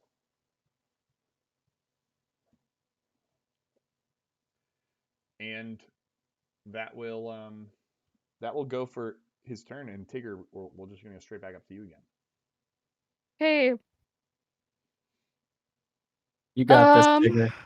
Yeah. I'm just gonna try to punch it. At this point, that's all I can do. There's a big gaping hole right in the middle of it. You all actually saw too, as it lit up for that beam, you saw that arcane energy flowing through that hole as it blasted back out. I'm aiming for that then. Yep, that hits. That hits. It hits. Yes. We're going quivering palm again. Do you hit twice? Maybe this time they'll fail. As long as they have key points. That's fair. It's only 3 points too. That's awesome. All right. So it's a con save, right? Yes. 23. Ugh. It's fine. Because it Oh wait, takes. it has disadvantage still, doesn't it? Oh, wait. No, does. no, it was it only doesn't. 10 It minutes. doesn't. It's only 10 minutes. That's I mean, I had to necrotic drop it damage. to do other spells. Yeah, that's fine. But it still takes 58. 58 60, damage? 58.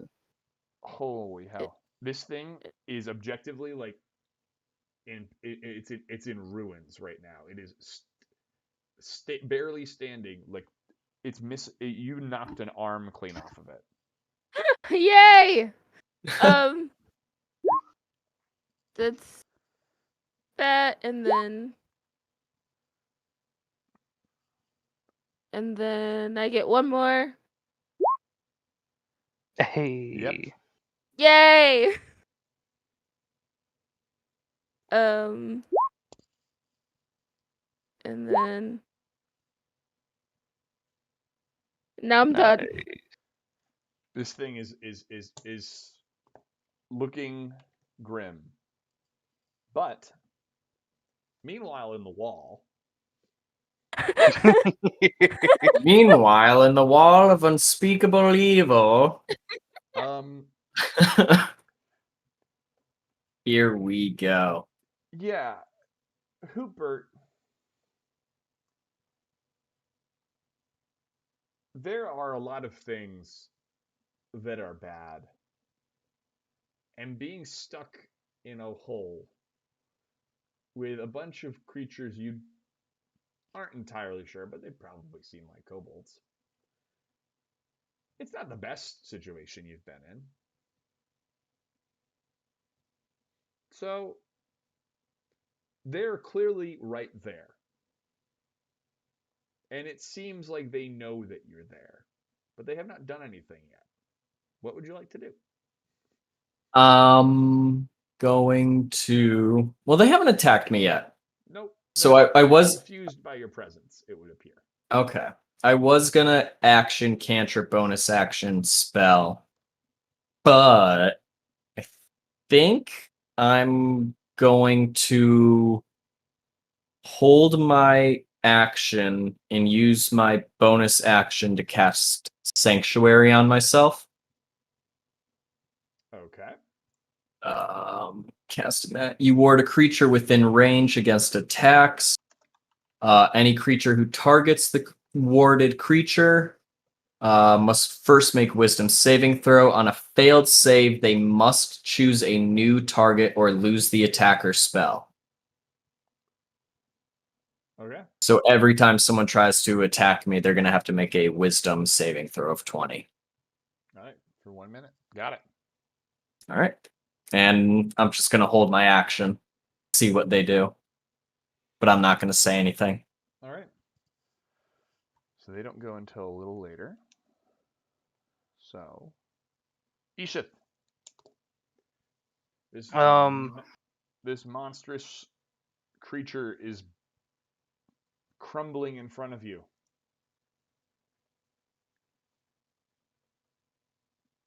I'm taking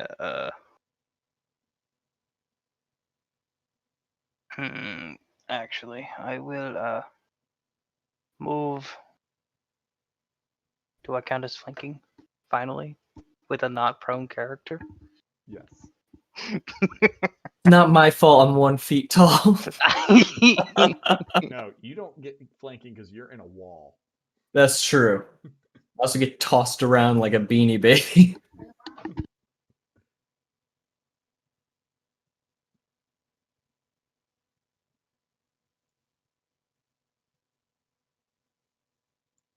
The what? Hello. Hello. I don't get anything of that. Yeah, but that's still only a 20. Oh, no. Oh, sorry, that's I the missed 20 it. total? Yeah. Oh. Yeah, no, it highlight green if it was a crit. I don't get any of those D4s, right? Nope. You do get. I have my bond up. Your bond. So you get Oh one. yeah, that's right. You did do that. All right, roll it. No.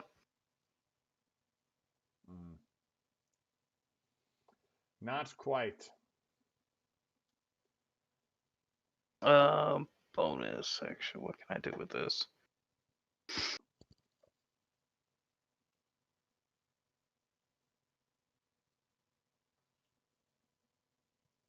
Nothing. I'll sit here. Alrighty. Dalquin, you're up.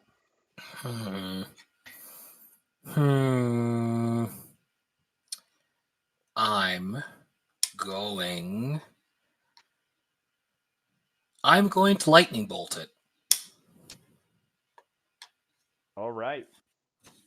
I'm low on the damages, and I am not confident in some of my trickery. I don't remember the specifics about constructs, but, you know. Lightning bolts have a tendency to do things. At least They it's do. not, like chain lightning. Yes. All right. So he makes a dex save. He rolled a 2. Mhm.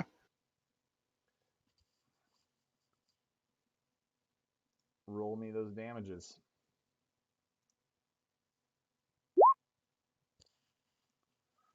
Ooh, that's a lot of ones. I have done so. 22. But And I will be using movement, depending on how this goes. Because I won't lie. I'm not keen on being near it right now. I'm gonna be honest. I'm gonna be level with you. He has 20 hit points. That's how much he has left After the lightning bolt? after the lightning bolt. God. Fuck. I'm still moving away. I intended to move away from him Yep. if he didn't go down. Mhm. But thank you. Yeah. So which direction are you going? Are you going deeper in, or are you going off to the left? Just give me a minute. Yeah.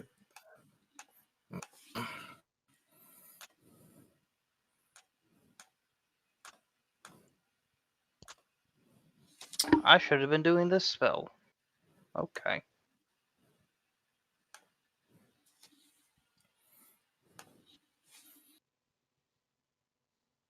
It's okay, guys. I got him next on my turn. Just survive. You're gonna find a way to deal 20 hit points of damage. Yeah. Yep. Involves 4d12. It's like missing. It's missing an arm now. I mean, its tail has been. The lightning bolt Like has severed. clearly as it coursed through. You hit like the ether inside of it, and it coursed through. The tail has gotten knocked off. It's like missing an ear or a horn. It's So- trying with every fiber. It's In doing everything it can to survive. in my fumbling with windows, it crossed my mind that I maybe don't want to leave its threat range. So I actually will not be moving. All right. Heaven help me. All right. And that will end my its turn. Oh! Hmm.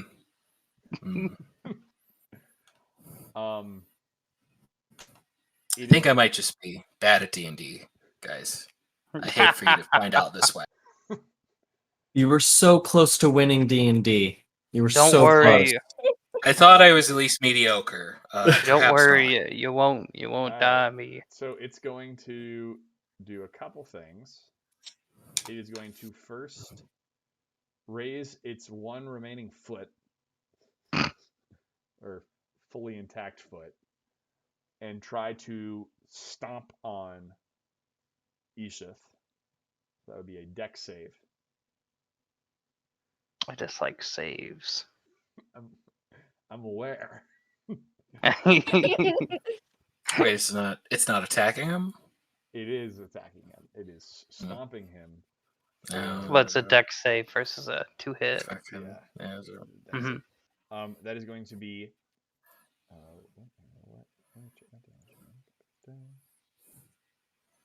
I kind of want it to knock me to 0, so I'm okay taking damage, y'all. Don't worry. All right, it's gonna be 40 damage.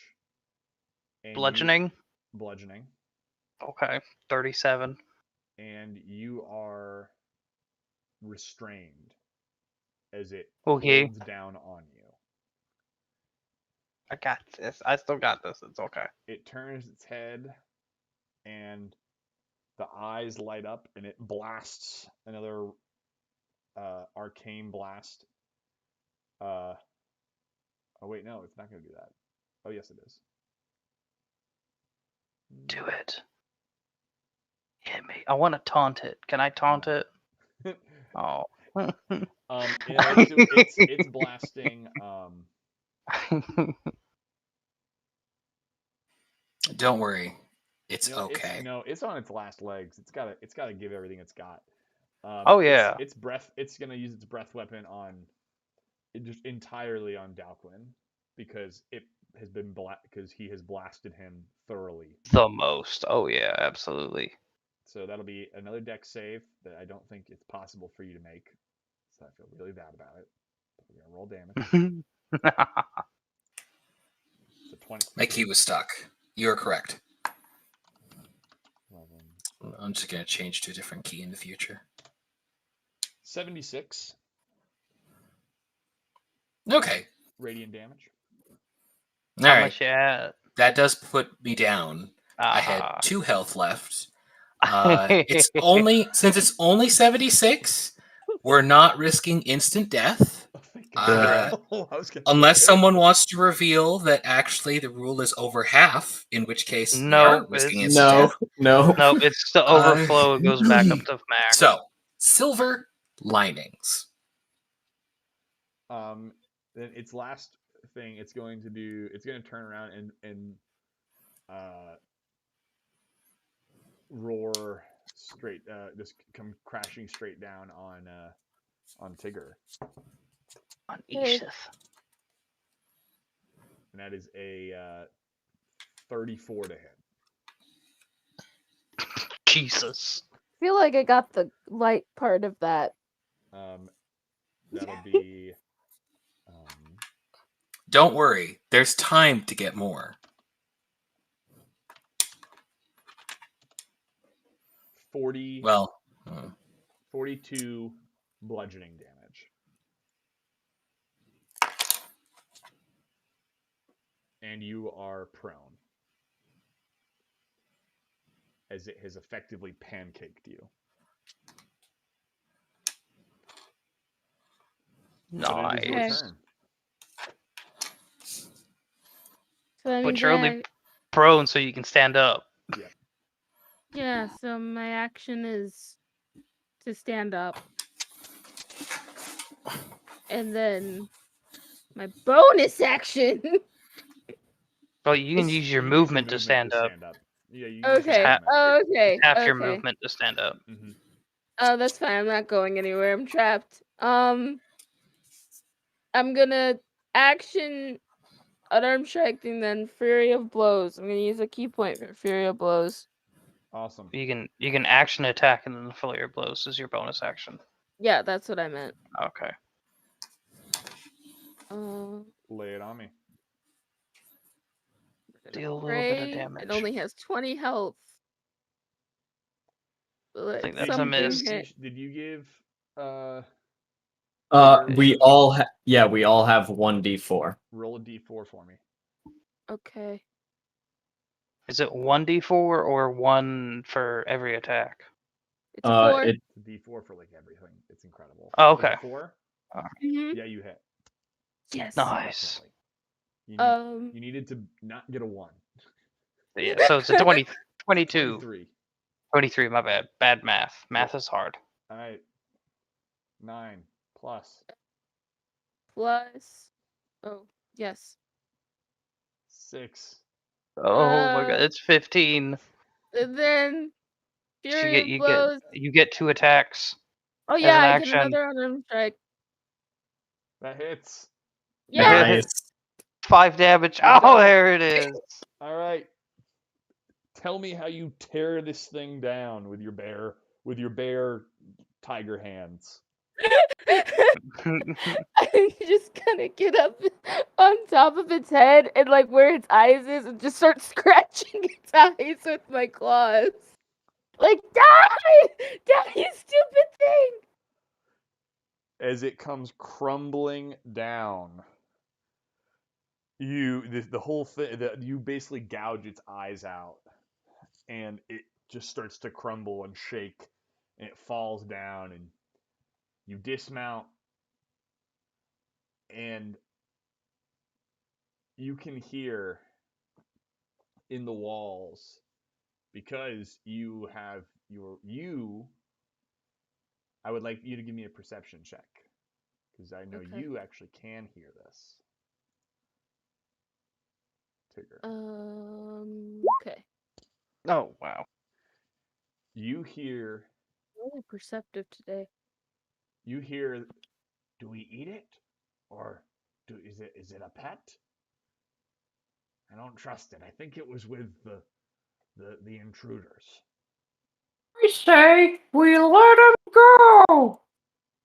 Either way, something's not right. And they took down the Kurtlamak monument. Close the gate.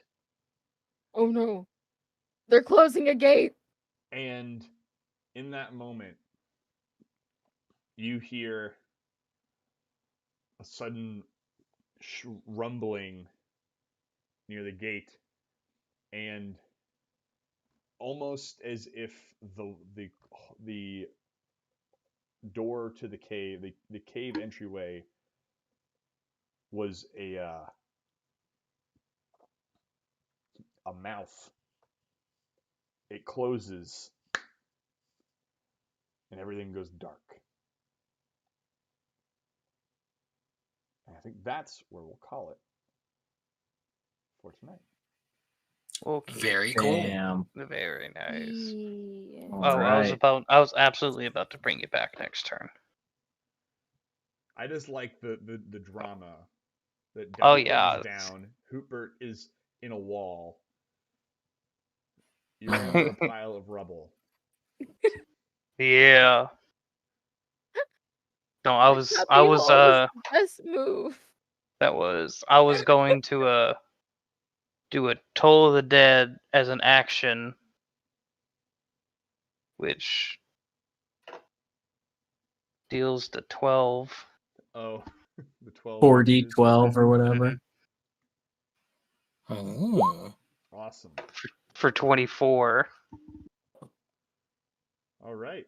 Well, let me do this. Go back to this screen. Well, Oh, and then holy. everybody who stuck with us for the whole time, thanks for watching. For you guys, thanks for playing. It was an awesome time. And Yeah, this Oh was yeah, awesome. Yeah. amazing time, yeah. yeah, we will tune back in next month for the continuation of what's going to happen next.